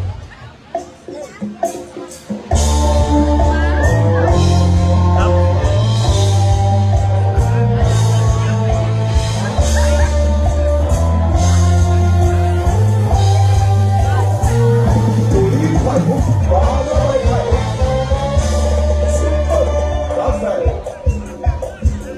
สมุทรสาครไทยเรียกบอยสาบุยะหลานตาชูสเปคาบ้านกว่ารุ่นก่อนโอ้สติลุงลีลาวาสีนาริยาวาสีลุงเนสเลอร์สอยสันอายุเฮ้เฮ้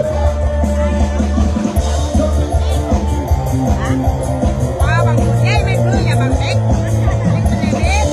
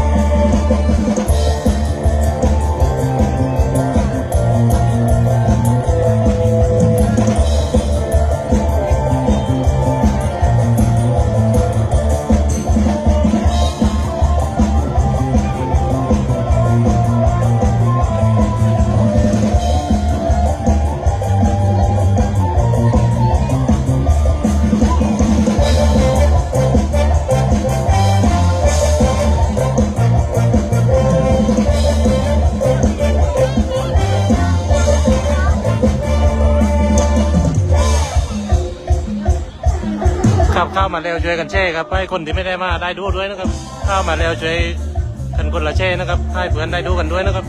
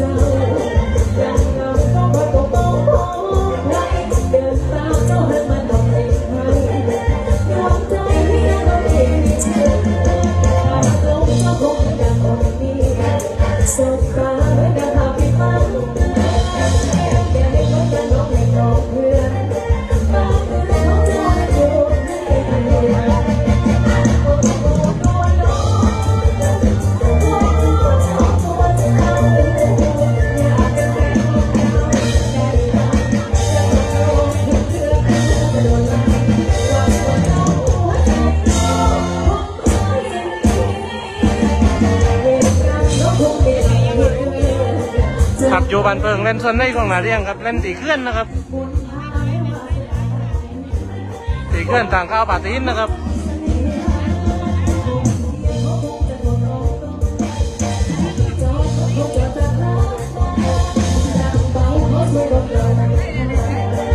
ขับเข้ามาแล้วคว้าคนละแช่นะครับให้คนที่ไม่ได้มานะครับได้ดูกันนะครับพอตอนนี้จะมาก็คือเตะคนแน่นนะครับตั้งแต่ต่างข้าวจนถึงบัดบามี่นะครับคนแน่นมากนะครับ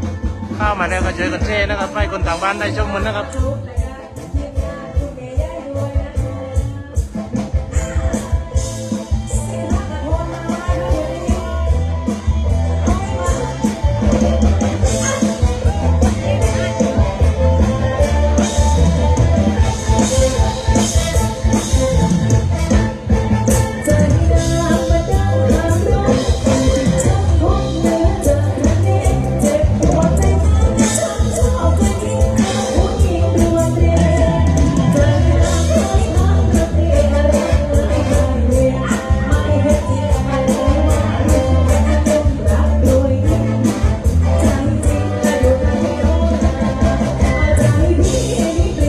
ไปไม่ถูกตอนนี้อยู่ไหนครับ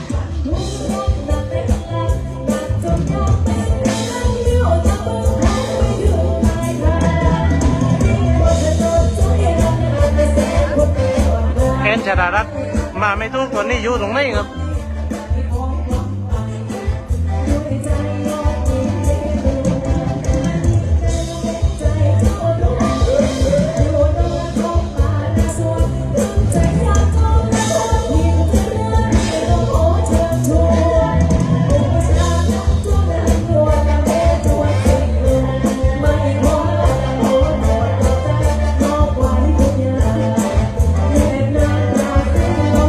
วัดสระไปลงมาทางสะพายอยนะครับลงมาคนวัดสะพายอยครับ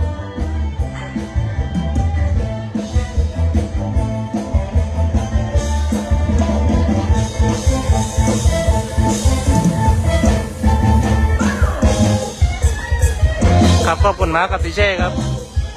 ขับเข้ามาแล้วก็ช่วยแช่นะครับให้คนที่อยู่ทางบ้านได้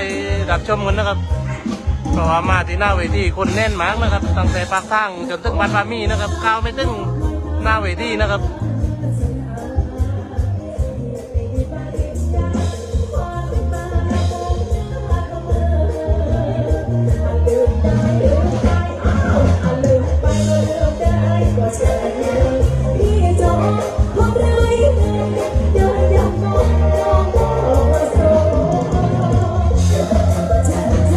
ใช้กับมาทางโอ้พ้นนะครับ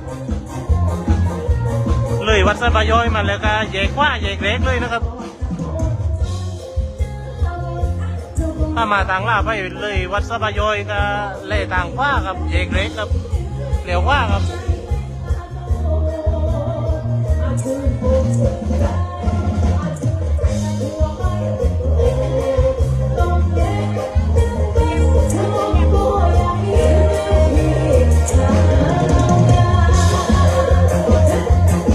ครับเอกกระชัยที่วิชัยกำลัง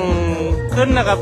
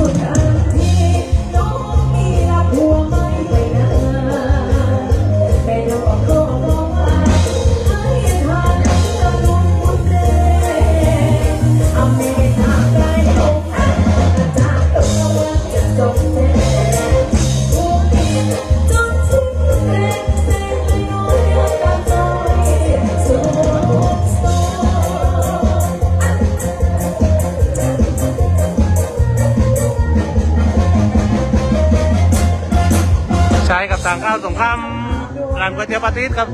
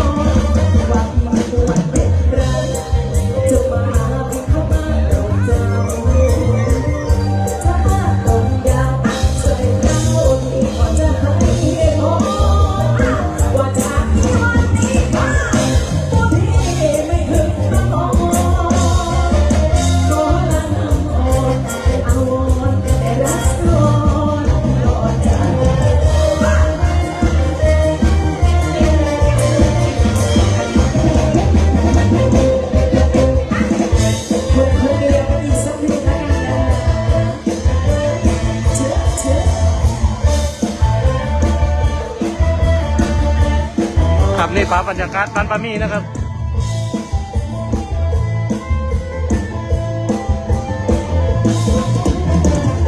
ขับเข้ามาชมแล้วก็ช่วยกันแชร์นะครับ ให้คนต่างบ้านได้ชมด้วยนะครับเพราะตอนนี้คือตั้งแต่ปากทางวัวสะพานจนถึงบ้านปามี่นะครับคนเต็มแน่นนะครับ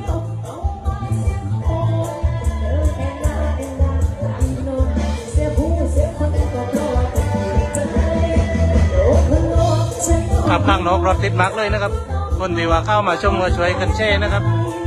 ให้เพื่อนๆที่ว่าอยู่ที่บ้านได้ชมกันนะครับ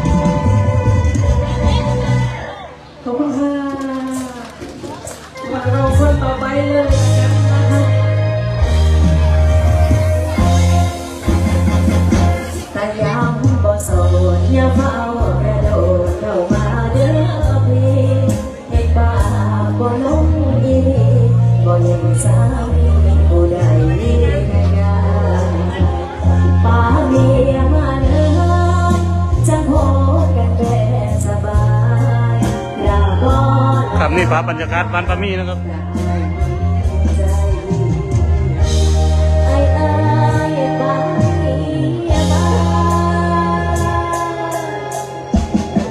ตั้งแต่สะพานจนถึงบ้านปามี่นะครับคนแน่นนะครับรถข้างนอกติดนะครับ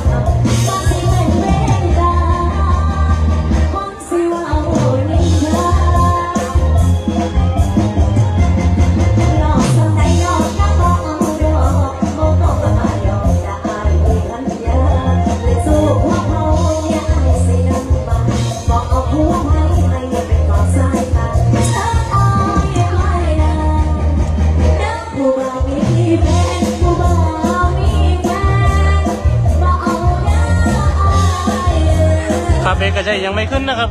เอกชัยกำลังเตรียมตัวอีกไม่นานเลยนะครับขับเข้ามาชมแล้วก็ช่วยกันแชร์นะครับเอกชัยอีกไม่นานก็ขึ้นเวทีแล้วนะครับ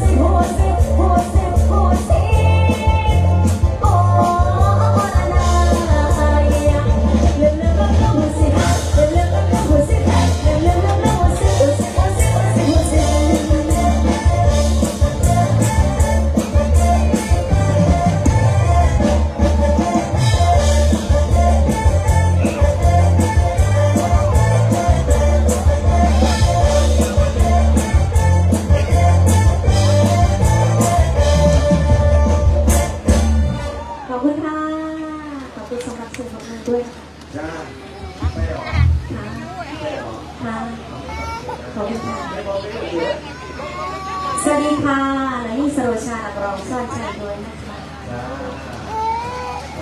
เฮ้ยเวลาเลิกก็เก็บตัวแม่ย้ำได้ตัวแม่เลิกหน้าไปเถอะโรนะครับท่านรู้จริงเราไม่รับมาพูดจริงๆเดี๋ยวฟังเพลงที่สร้างนะครับลืมพูดซิคนตายบางคนก็ไม่ค่อยเข้าใจแต่โฉบจังหวะมันเร็วนะครับแต่เดี๋ยวสักครู่เนี่ยพี่น้องจะได้ฟังร่างจากเนี้ยนะครับจะเป็นเพลงตายล้วนๆตายล้วนๆไม่มีสั้นนะครับแล้วก็มีเพลงเกี่ยวกับก้องกับวัดนครศรีธรรมราชนำต้องที่ชื่อร้านที่สุดโค้งนครศรีธรรมราชแล้วก็เพลงนี้เกี่ยวกับไหมไม่ลืมกรุงชิงไม่ลืมผู้หญิงตัวนา ครับนี่ภาพบรรยากาศบ้านปามี่นะครับ นกที่ตาไม่ลืมน้ำฟ้านี้ไม่ลืมไอ้บอกปวดที่เกิดขึ้นน้ำตาไม่เลยจำเนื้อไม่ได้ ครับถูกพื้นที่แน่นโดยคนครับ ตั้งแต่หัวสะพานนะครับ มาแล้วแม่สถานที่นะครับจากอาดใหญ่ของหอยโค้งนะครับจากอาดใหญ่ตรงนี้อาดใหญ่ตรงนี้มาจากสมองนะครับเสียนใหญ่นะครับแล้วแม่สถานที่นะครับเดินทางมาวันนี้นะครับบางคนก็มารถเองบางคนก็ปล่อยรถเพื่อนแต่มาล้างไล่นะครับมาล้างไล่แต่ขับรถขับราระวังกันสักนิดนะครับระวังกันสักนิดเมื่อตอนพวกมันในสุราษฎร์นะครับฝนตกที่อันตรายเกิดขึ้นนะครับเห็นรถนะครับลงคู่นะครับรถที่ลงคู่นะครับแล้วก็คนขับนะครับคนขับมันแล้วก็ตาที่ได้ดูข้ามเป็นข้าวได้ถ่ายทำแล้วก็ไม่มาแล่นะครับเขาบอกว่ามันตายนะครับไม่มาแล่คือตามได้ใครแน่นี่กับข้าไปเลยว่าต้องตายว่าต้องตายว่าต้องแต่ปฏิหารมันมีนะครับปฏิหารมันมีนะครับตกลงคนนั้นตายกับตาย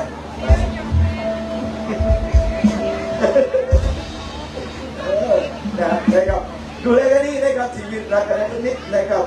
นะครับก็มีแม่ไม้ก็มาแบบนั้นนะครับเป็นชนะเป็นของจากมุสลิมนะครับก็มาเนี่ยผมเคยมีแฟนเป็นมุสลิมนะครับคือยักษ์แต่งงานนะครับยักษ์แต่งงานเป็นมุสลิมคนสองนะครับจบเรื่องการแต่งตัวของเขา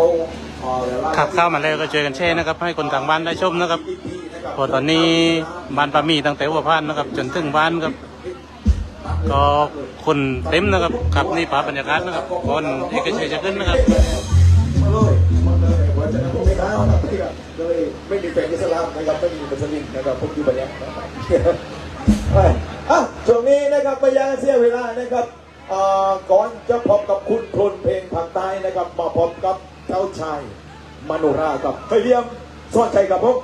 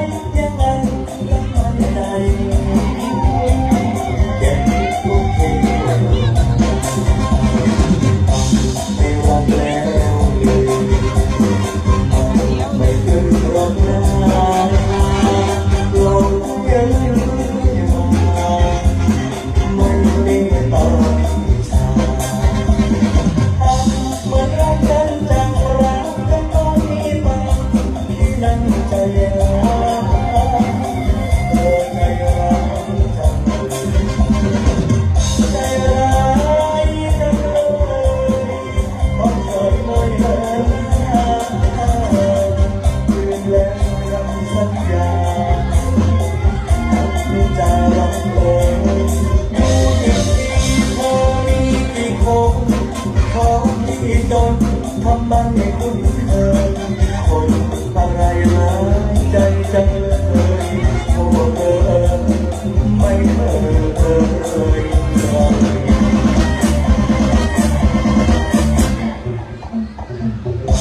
แค่ลำพังโอ้มาสมมติฟังเล่นข้ารักเธอใจสนั่นจริงถ้าเธอลงรักใครแล้วเขาทิ้งเธอไปเก็บไปเอาเก็บเอา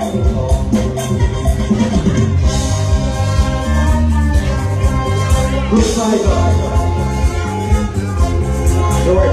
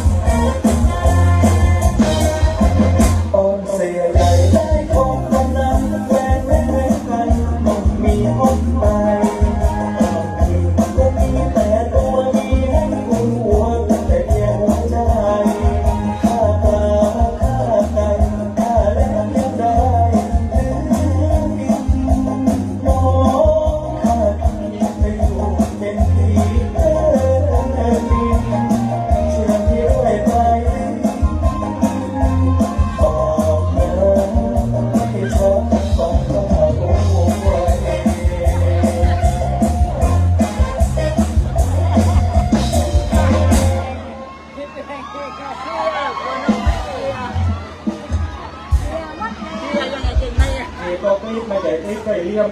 กรีดมึงนะโอ้พี่น้อง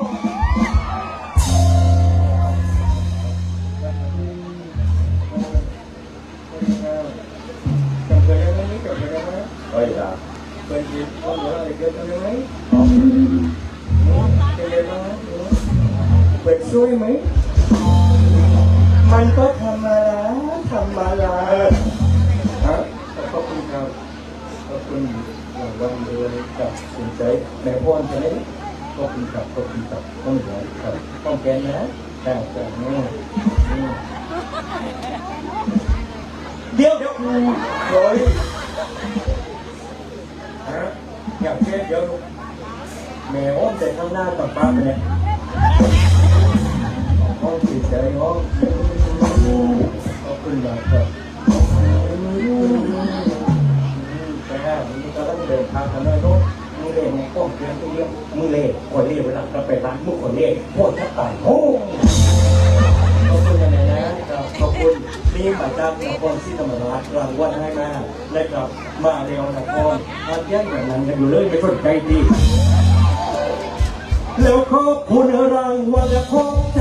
แม่นาให้เลี้ยงโนราแล้วก็ไม่รักใจคนเล่มาเร็วแม่ใหญ่อยู่ในถ้ามีน้ำใจมาหาดูเปล่าเอานำอยู่เลยไม่สนใจที่แม่รักเลี้ยงคนนี้ดูแม่ไม่มาหาดูมาแต่เธอกับมาหาเลี้ยงโนราจุกแม่อย่าดูมาหน้าเวทีแม่เศร้าที่เป็นการน่ารักกันนับนะมาเอาแม่มาแล้วก็ไม่เมื่อนี้ขอบคุณนะครับรางวัลละอีกที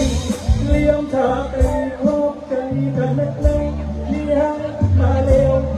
ก็ไม่มาก็ให้มาจบไม่โอ้มเกมเลยนะมาก็จับมาเลี้ยงโนรา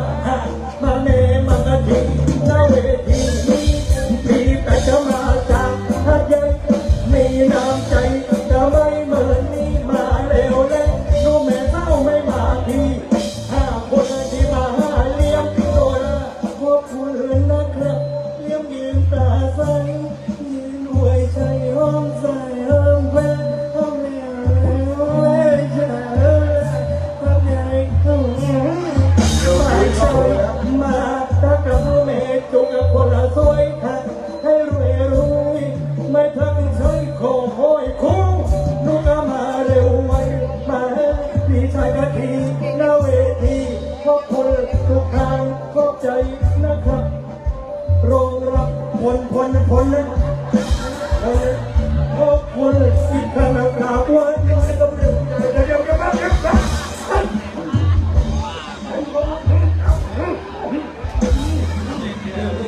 อย่ารบซ้อยก่อนตัว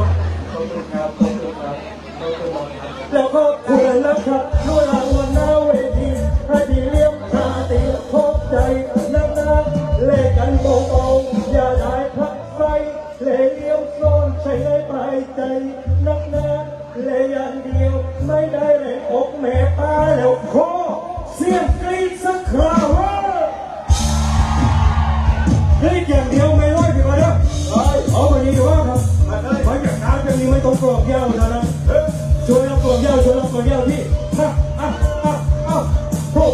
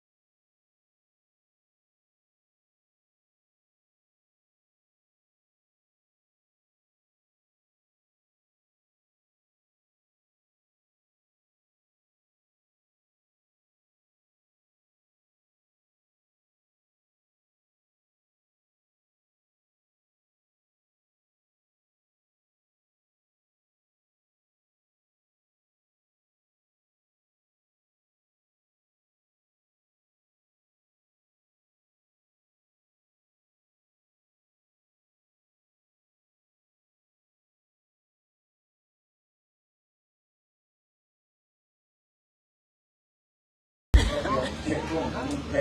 เขาไม่ทุกแก่เป็นเนื้อเป็นตัวเป็นเนื้อแต่ตัวแ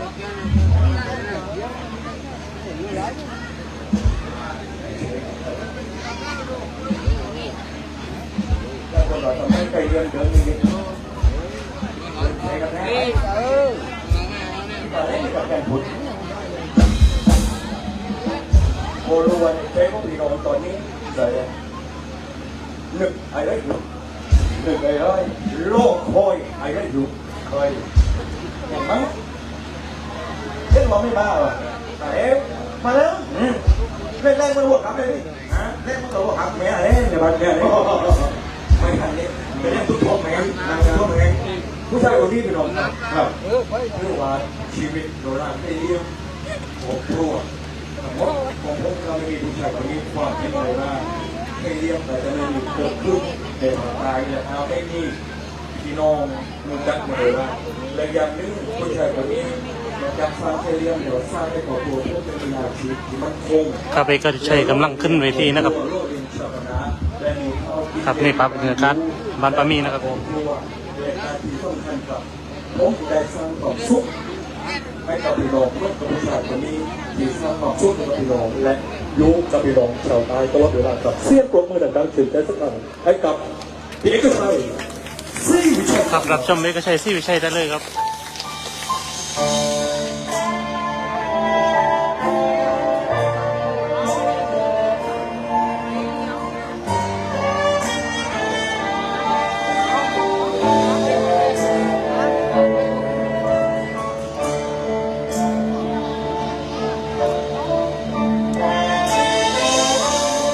ถึงเสมอแม้ไม่ได้เจอทุกคนเส้นทางที่ห่างไกลกันนั้นมันไม่ใช่ตลอดการอยู่ใจหัวใจไรทุกเวลาเอาหน้ากินข้าวกินปลาเหมือนว่าเราอยู่ด้วยกัน ตลอดแม้ไม่ได้พบทุกทีตั้งแต่น้องตาจุดดีไม่ใครแทรกในสองคนหลงใจพระเจ้าขอน้องสนใจให้กันโดยสมัครไม่ให้ไม่อยากให้สำคัญของเรา รักแหล่ที่ทิ้งเสมอหัวใจเราเรียกอย่างเก่าพร้อมพายิ่งกว่าเก่ามีอะไร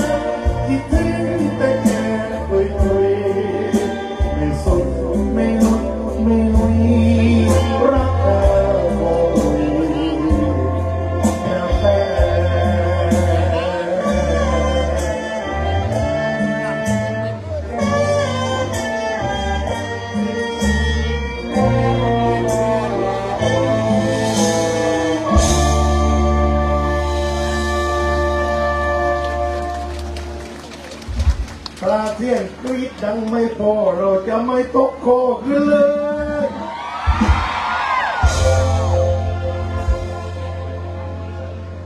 ขอบคุณครับขอบคุณครับสวัสดีพี่น้องชาวนครศรีธรรมราชนะครับได้รวมกันเลยดีครับขอบคุณมากครับสำหรับเสียงปรบมือนะครับเสียงกรี๊ดเดียวก็อธิษฐานพิจารณาดูสวัสดีครับขอบคุณอย่างคณะเจ้าภาพครับขอบคุณเจ้าภาพวันนี้แม่นี่พอเลยน่าจะต้องเปลี่ยนชื่อแล้วกันนะเช่นบอกเลยนี่เดี๋ยวแรกนี่ตรงนี้เดี๋ยวเยอะตอนนี้ต้องเปลี่ยนเป็นสอนได้ขอได้เนี่ยบุญบาทวาสนาคนดีน้องแต่สิ่งที่สำคัญที่สุดเพราะมันอยู่ตลอดคนที่โชคดีนะต้องเป็นคนจิตดีทำดีและคนจิตดีใจต้องดีที่ไม่มีอะไรนะครับพ่ออำนวยหน่วยพรอำนวยหน่วยชัยให้สิ่งดีแม่นี่พึงได้มากับพ่อให้แม่นี่ได้มีความสุขตั้งเป็นมีต่อไปเพราะที่ว่าทางโครงการเรื่อยมาตลอดเพราะว่าในใจพอมีนักโอทีบอกว่าแม่ไปค่ายทำน้ำอยู่ในเรื่องไปค่ายอยู่ในเราอย่างซ่อมเลยถ้าไม่ได้เกี่ยวกับสิ่งนี้แม่ก็จะไปค่ายเราแล้วก็เที่ยวหน้าเลยเขาต้องขอแล้วก็ตอนไปซื้อลอตเตอรี่กับโอนว่าถ้าเท็จเลื่อนจะหลังไปเที่ยวแต่เราจะใช้ที่ถูกต้องมีซึ่งก็อาจจะเป็นตัวเนี่ยเป็นไข้เธอละอยู่ในหน้าดีที่พบเราบอกว่าถ้าพวกเลื่อนกับไปเรียกกับเราจะเป็นอะไรเดียวกันไหว้ขายไหว้ตรงนี้อันพวกที่สองเรา เข้าเร็วเข้าหลัง พว เร็ ก ว เราเรียกขายได้ที่เราเรียกครับอยากรู้ไหมถ้าอยากรู้ผีไหวพวกที่สองอันนี้เลขตามความคิดนะพี่น้องครับพัฒนายุคการสุดพบในการทำลงที่อยู่หน้าพวกคนพบเป็นคนไม่เคยซื้อเลยนะครับลอตเตอรี่ได้กลับไม่เคยซื้อเลยในการได้เลขนี้ทำให้เป็นกับโลกถ้าว่าไอ้เบอร์ไอ้สามตัวไอ้เด็กคือไม่ได้อินโนเซนต์เลยไม่เคยเล่นทำไม่เป็นคือพ้องตังปณิธานอย่างเดียวเราชอบมองว่าต้องเลื่อนต่อได้ถามอย่าพูดแต่อันนี้ไม่ได้ว่าพี่น้องนะครับพี่น้องอยากจะลุ้นให้กับเดือนก็พี่น้องนะครับแต่ถามข้าวว่าลอตเตอรี่เขาจะออกเป็นเลข3ตัวเลยแต่ที่ผมก็จะให้ไปอยู่ที่10 บาทเพราะไม่มั่นใจเขาจะออกเป็นลอตเตอรี่ออกเป็นใบ3ตัวเลยผ่าโพดตัวนี้อันนี้สุดยอดสุนารีตัวนี้สุดยอดมันก็นะผ่าโพดเขาถูก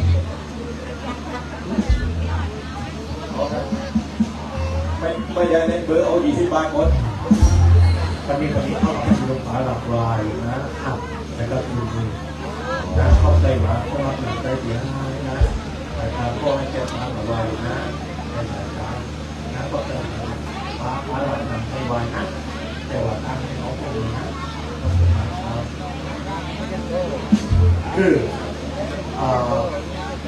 โพสได้เป็นโพสวันก้นไพ่หลายครั้งอยู่กับพวกนี่วันดีพี่ลงเพลงไม่เหลือไม่กล้าเลยนะพี่ลงเพลงบอกว่าพวกเราพวกนี้มันถือว่าเป็นชาวแบบนี้ก่อนนะครับไพ่หลายครั้งทางวันไพ่หลายครั้งมีทั้งคุยก็เปิดตัวก็ข่าวในเดย์บ้างครับสวัสดีสองแก่ในเดย์ไม่ครับแต่ชาวบนไพ่อยู่เซ็ตเดียวกันแต่เซ็ตพวกกับตอนแค่หลังรถถึงวันนี้รถมันติดหมาครับในกรุงเทพซึ่งพวกต้องเที่ยวเหลืองมาที่น้ำมิ้นในเด็กไทยเที่ยวเหลืองพุ่งเท้ากันไม่ได้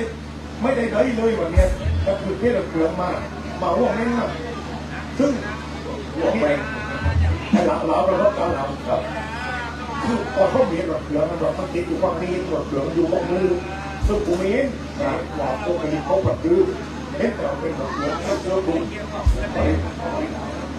ที่เราก็บอกว่าเต็มที่เลยไปเต็มที่เลยมันก็ไม่ไปเต็มที่แต่พอเด็กมันกักกูก็ไม่สั่งกูบอกว่าเป็นแบบนี้มันปิดเต็มที่แค่เสื้อปริงขึ้นมาตรงนี้แค่เสื้อปริงขึ้นมายังอยู่ห้องนิวยังอยู่ห้องนิวไปห้องเลยผมไม่ต้องไปนั่งเลยไม่ต้องไปนั่งเลยไม่เป็นไรพี่ไม่เป็นไรผมทำมาตั้งแต่เด็กๆแล้วไม่เป็นไรพี่ไม่เป็นไรผม ผมบิดเมกะเหล่าทางนี้ลุกทางนี้ขึ้นมาไม่หนิวเดียว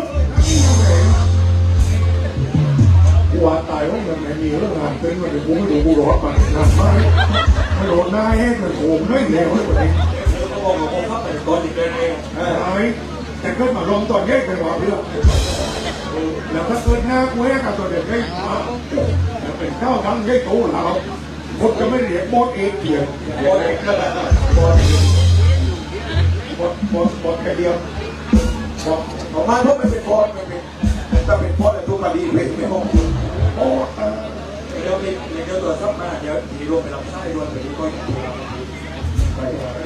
ร่วมกันใช้ตัวกัน เราต้องมาใช้กับตัวเลยมันอ่ะดูเดี๋ยวพี่เลยมันนิดกันอ๋อนิดกันถ้าก็เชิญไปร่วมกันแน่ไปไหม กูไป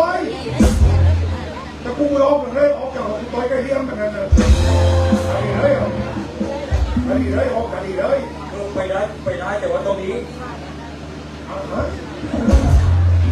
รายการโอนกระแสเป็นรายการสปอนจริงเพราะฉะนั้นตั้งคนที่ไว้ที่นี่เนี่ยท้ายเนี่ยคือคนไปร้องคนร้องตลกอย่าว่าแต่รายการโอนกระแสอยู่ให้กับเรื่องสุดท้ายแล้วกันร้องกันด้วยกับร้องกันไม่รู้ว่า เดินเดินมาเด็กๆที่รถไปด้วย โอ้ย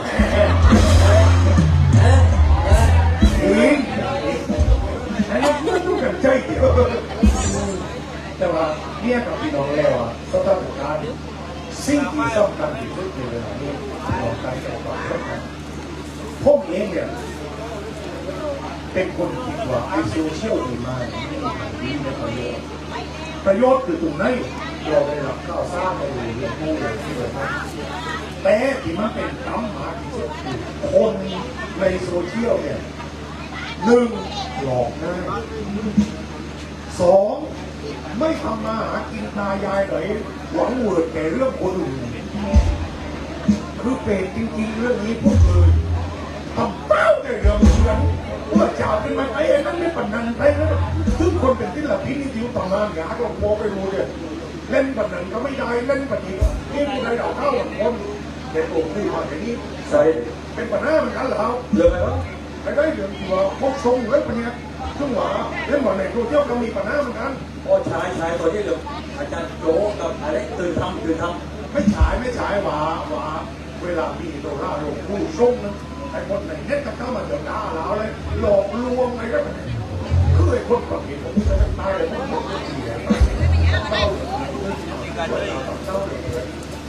คนไหนแล้วคนที่ต้องที่สองคนเป็นหมาโดนแล้วมันเลย คุณได้หมาโดนเรื่องนี้ไม่ใช่เรื่องกับเนี่ยเรื่องความเชื่อเป็นหมาโดนคนเรื่องปฏิบัติคนอื่นตั้งที่เรามันปัจจุบันเขาเอาแบบติดกันเองต่างๆเขามาปฏิบัติทั้งที่คนในวงที่เขาบอกว่านี่ยังไม่ย่อยนะมาตั้งตรงนี้เลยจะทำให้เจ้าของบ้านเจ็บได้ทัวร์ความงูไม่ปฏิบัติเองว่ากูมาตั้งตรงนี้นะกูฟังไม่ได้กูไปร้องมาแต่จากเรื่องทุกพกพันเราล้มมือที่โกงดูกันนะปากเลยซึ่งมีตัวนั้นหลงซ้ำกันนะเนี่ยซึ่งจะปากกูเลยอย่างเนี่ยคุณเอกชัยเอาเลยนะคะองค์ไหนเอาเลยค่ะซึ่งกูซื้อมาซึ่งมาตั้งไว้อย่างนี้กูต้องค่ายซึ่งในด่านเพลงโน้ค่ายข้อได้รวยอันนี้คือกูต้องเชื่อเลยแล้วซึ่งกูค่ายไม่ใช่เป็นบอกกูไม่อยากฆ่าทุกกระบาดกูเป็นกองทัพเนตทั้งตรงนี้ที่กูค่ายเลยป่าไม่ไปเลยเนี่ยผมเล่นมาตลอดเคยเล่นบางทีผมไปเล่นอยู่นะแต่ยูทูบไปแล้วแค่เจออย่างนั้นอยู่อะไรในยูทูบก็ได้คนเราหลักโตหลักแม่ก็โตแม่ว่ารักตอนที่พ่อแม่ยังมีชีวิตอยู่บางคนรู้แม่สองทิ้งลูกทิ้งพ่อแม่ตายไม่เคยทำให้แม่ทิ้งแม่ตายมาต้องทิ้งเลยว่าไม่เหลือไปเลยทิ้งเพราะว่าร้านทิ้งคือร้านทิ้งไม่เกี่ยวไว้กับลูกร้านทิ้งซึ่งลูกทิ้งซึ่งแต่ต้องให้เราซึ่งย้อนเหนื่อยลูกนั่นแล้วปัจจุบันนี้ที่หน้าเจ็บได้ที่สุดเลยปัดเลยต้องมีได้เลยแต่ว่าไม่รู้เรื่องทิพย์มันเข้าใจไหมเดี๋ยวนี้ เรื่องซึมซับนะเรื่องซึมซับเชื่อไม่เรื่องไอ้โมเดลเนี่ยเราไม่ได้ติดตามเขานะเราไม่รู้เราเขายุ่งกันเกี่ยกันก็กับแม่บ้านแม่เคยเกมหรือกองว่าแม่ตั้งไม่อันนี้เดี๋ยวแม่ตั้งกับเพื่อน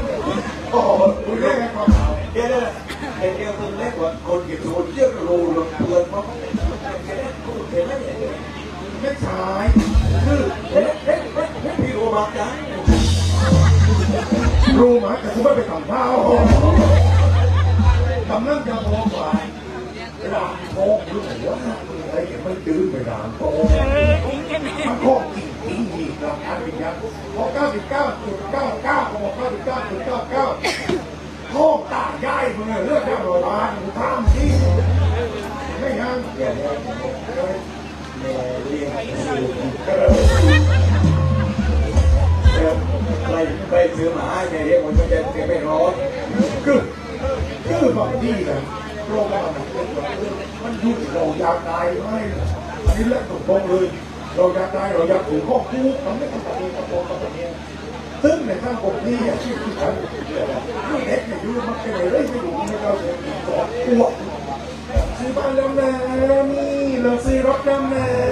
วันนี้เราออกรถใหม่เราเธอลูกชายก็ว่านะ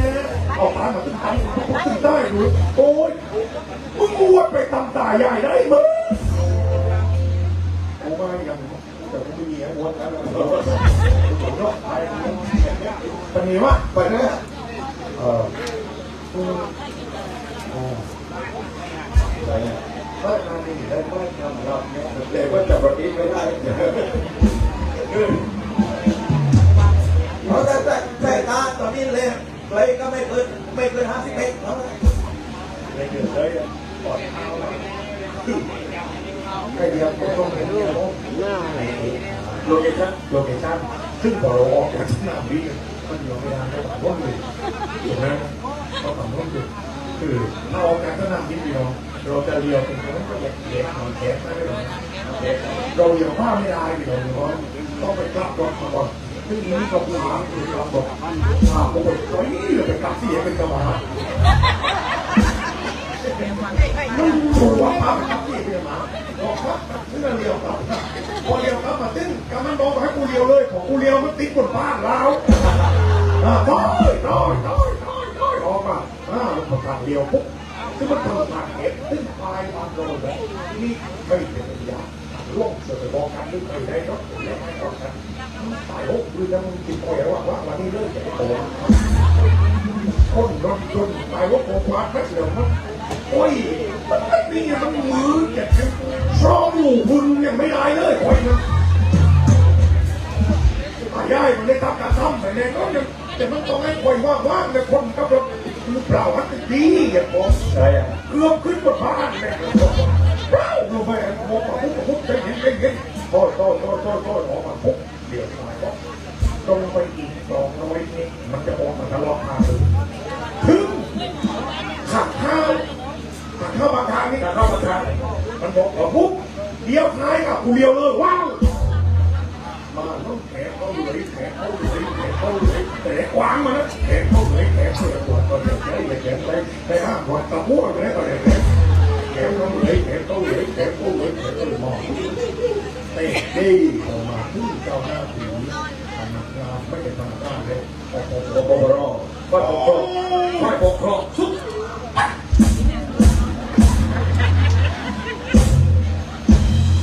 ใช่ไหมเมาแล้วนะ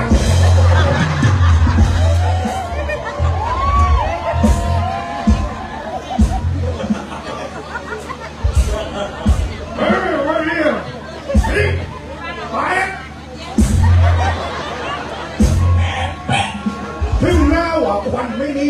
เราไม่ลุกแบบพึ่งยิบหมดมาเลยนี่น้องเจ้าพับนี่ผีท่ากระพับนี่โอ้ยหนาวนี่ลงนี่นึงเดินเข้าไปข้างในให้กูลงกระบาดตามหนูให้กูเลยเตรียมผีจงมาเลยเนี่ยเตรียมบ วยแล้วนี่อยู่ตรงนี้เลยไอ้นั้นไม่ถอยเลย อันนั้นไม่ถอย อีกคนมาแล้ว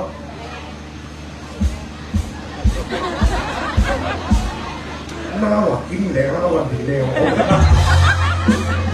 นักเลยถังมัดเลยพลิกโอ้ถึงผ่านกูเลยเข้ามาถามนี่นะเดินมาเนี่ยคือคนไม่เห็นแต่ที่คนไม่เห็นกูจะเห็นขึ้นมารีบหน่อยเดินมาเดินเหยียบตีนกูไม่คนนี้เขาคนเดียวที่เหยียบกูพวกเราคงมันหลังเจ็บถูกไหมไม่รู้ไม่ได้ตีแล้วอ่อนแล้วเขาทำงานเนี่ยน้องเขามีแต่คนน่ารัก ทุกตัวครับทีนี้ตัวบอกว่ามีแต่คนน่ารักทีนี้พี่แหละก็อยู่ก็รวมกับพี่มากแต่มาขึ้นตรงนี้แล้วเนี่ยบอกว่าเรียกแบบว่าชื่อหวานโทรมาลูกนี้ครับเดี๋ยวลูกนี้มาอย่างไรใครนี่แม่กินทึ่งหมากินทึ่งจะพิจะตายเพราะว่าไม่ให้แม่เดี๋ยวอีกวันหนึ่งโตบอกมาลูกซึ่งในวันที่โทรมาเดี๋ยวเรา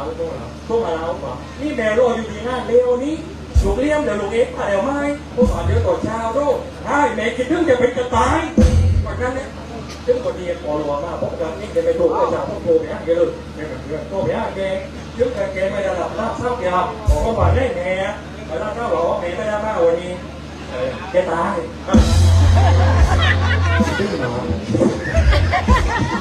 ออกสำเร็จมีเพลงนี้อยู่เพลงหนึ่งพี่น้องยังจำได้ไหมไม่รู้นะครับชื่อเพลงรักเขาที่บานเกิดครับ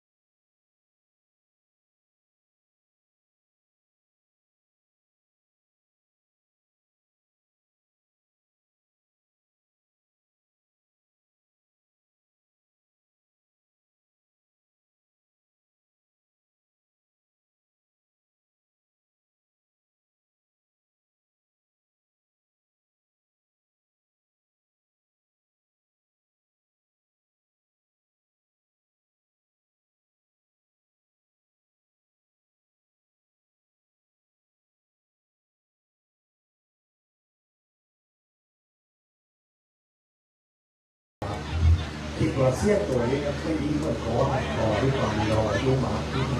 พี่น้องว่าถึงเมื่อเดือนในการไปเรียนเสี้ยนต่อไปก็มีน้องสักการ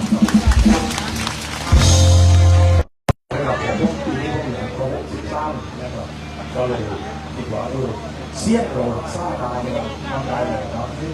ต่อมันจะให้ดีแบบแต่พอดมันเป็นไปตามอย่างมานะครับก็พวกอันนี้เลยเวทีก็ของเรียกพวกคุยกับเรียกแล้วเลยใช่ไหมในปีหน้าซึ่งไม่ทราบเลยยาวเวลาต่อไปพวกอยากทำให้โนราไปเรียกทำเรื่องตัวถึงว่าชายห้าเดือน90 คนหรือ100 คนขึ้นเวทีย่อย24แมตช์เมื่อตัดสินใจแต่ก่อนและเราเล่นแบบเปิดกว้าง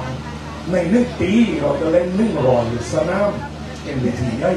และหลังจากนั้นก็จะมาเล่นเวทีแบบนี้คิดเอาไว้ครั้นี้ก็เลย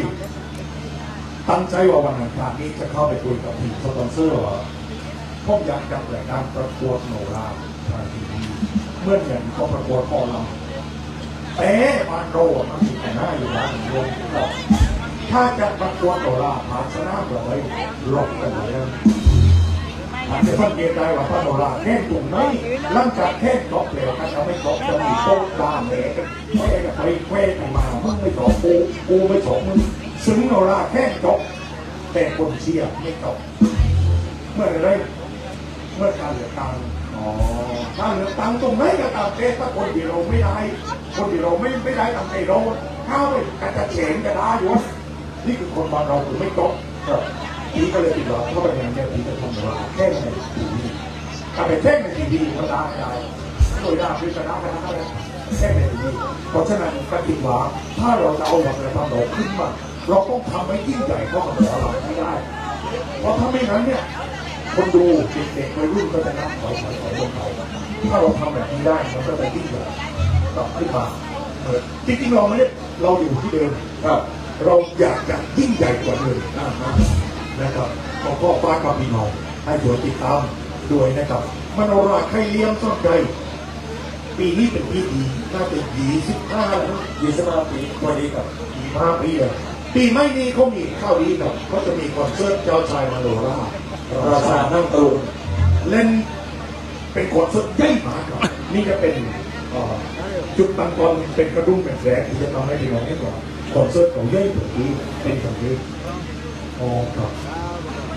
ไปกินข้าวด้วยไปเดียวไปสันนิษน่าจะอยากล่างหมายว่าเราไปไหนกันเอาไปแล้วบางทีบางทีครับเวลาไม่สอนได้ดูไม่สอนได้สอนได้ดูเรื่องจบแล้วไม่ใช่มาเดียวกันนะต้องมาปวดจีกันนะ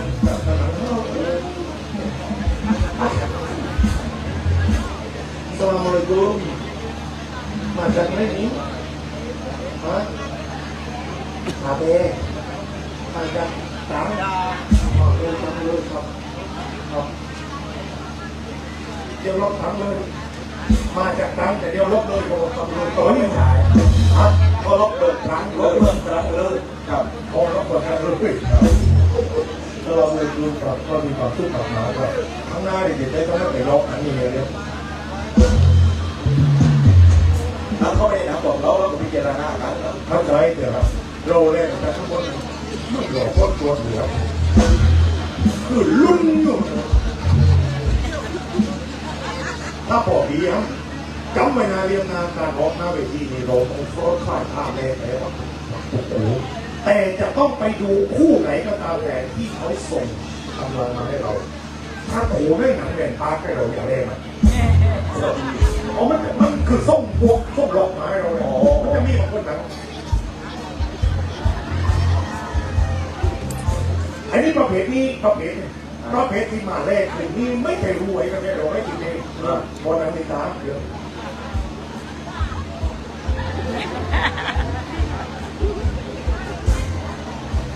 เพื่อนอะไรถูกไหมเพื่อนเราไปอ่ะเนาะไปฟังถ้าเจ้ากูไปฟังกราฟไม่เคยฟังกราฟกราฟตัวละ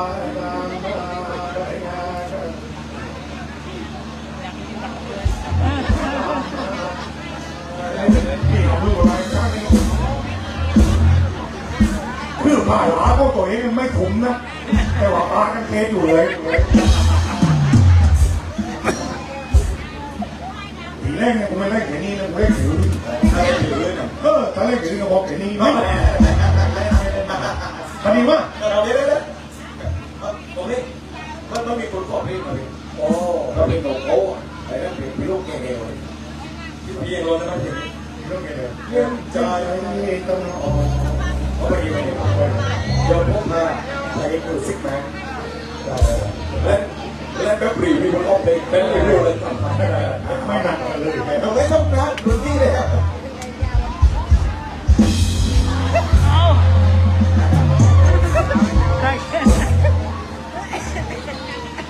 ไปซะไม่ใช่คนตื่นทำไปนั่งกับป๋าก่อนกูว่าแล้วมึงอย่านอนดึกจะกินนมมาไปนะมาเลิกแล้วนี่เป็นไหนไปซิดได้เลยพี่รองแบบนั้นมันตามเป๊ะเฮ้ยใจมันนี่จะขึ้นไปไหนข้างบนน่ะ ยืนแบบนี้เลย คนแรกไม่เห็น คนไหนไม่เห็นเปิด โอ้ยคนไม่เห็นเห็นใจเป็นโลพี่ลวง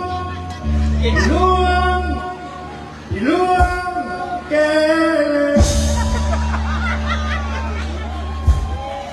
ลยไปเลยแล้วมึงชี้มาทีได้กี่กู แต่ว่าเป็นแกไม่ยกเราแกเราวันนี้แล้วนะมันกินอยู่แล้วแกเอาไปกินปีไม่แต่ทำงานกูบอกว่าเด็กพี่ตายห้องเดียวคุณยังคิดเร็ววันนี้ เล็กจะไม่เก๋ ไม่ทำแกลอกไปเอา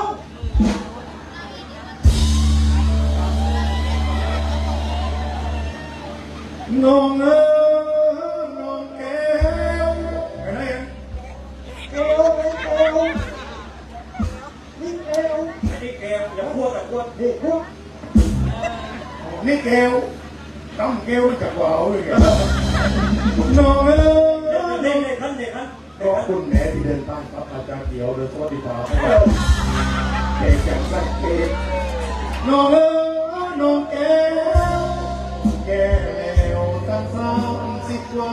ไม่โดนเลยหนักไปจุ้งแมวอย่างนี้ผู้ชมนะผู้เรียนคนแบบนี้ไว้ไม่จะให้โยกแบบนี้ หรือโป๊ะ ทำดีมาก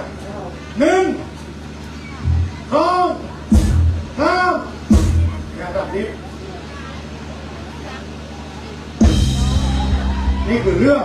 ว่างห้อง โอ้นายแก้เลวตั้ง30 กว่าหลวง6 บัตร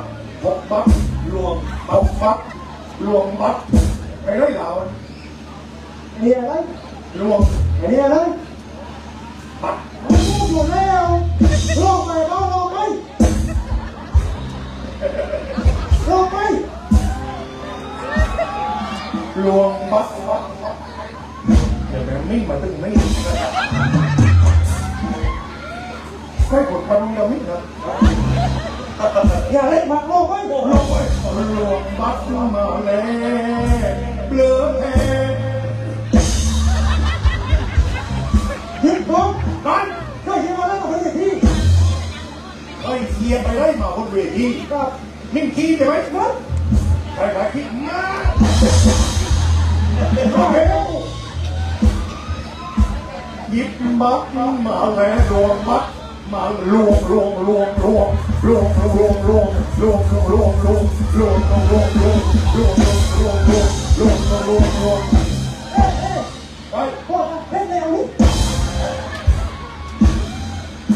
้เล่นแล้วนี่ ลอกไปเนี่ยโอ้ดู ไม่มีเวลาได้ตั้งตัวโอ้ยอย่างนั้นลวงบัตรมาแล้วเบลอเพตั้ง40 บาทแก้วตาอย่างหาเมีย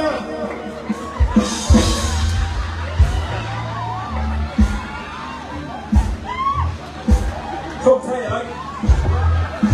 ต้องเฟ้ให้ความผีเรา โ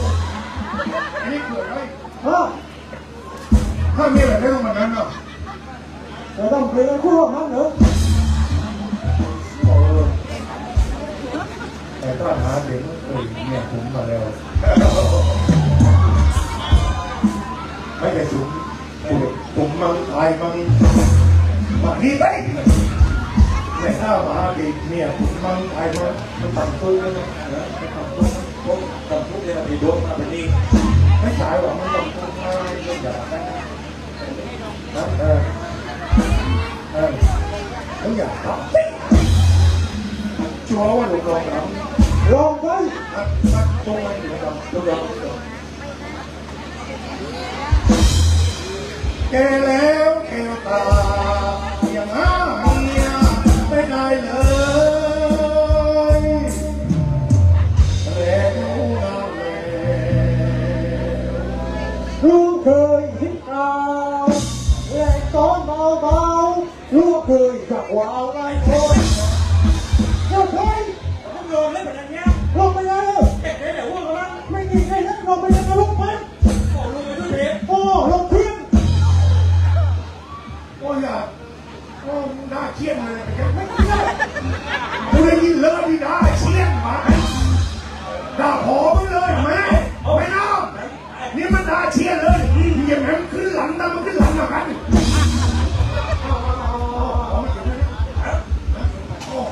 ไอ้ดูเล็กโอ้ลงกว่าป้ากำลังเลยไม่เที่ยวกับเพื่อนไปเล่นทำไมต้องแบบนี้เรามากินวันนี้ว่าเรามากินวันนี้ทำไมต้องแบบนี้พวกมาที่คนนั้นแบบนี้ฮะไม่เอานะพวกมาที่คนแบบนี้กระดาษแบบนี้ที่เราไม่เอานะตามใจนะถ้าไก่เข็มไหมเราจะพูดว่านะถ้าไก่ไหมถ้าไก่กับถ้าไก่กับถ้าไก่เข้าใจไหมลงสารวันเตี้ยลงสารวันเตี้ยลงอัพเป็นดาวเป็นอัพเป็นดาวเป็นอัพโอ้คนรักกันเป็นเท่าเลยโมว่ามาจังหวะมันกัน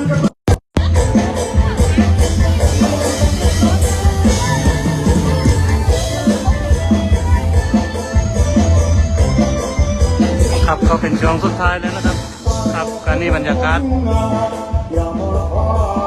ก็ขอโทษที่ว่าไลฟ์สดไม่จบนะครับก็ขอโทษผู้ชมด้วยนะครับแล้วก็จบไลฟ์สดเพียงแค่นี้นะครับชมบรรยากาศนะครับ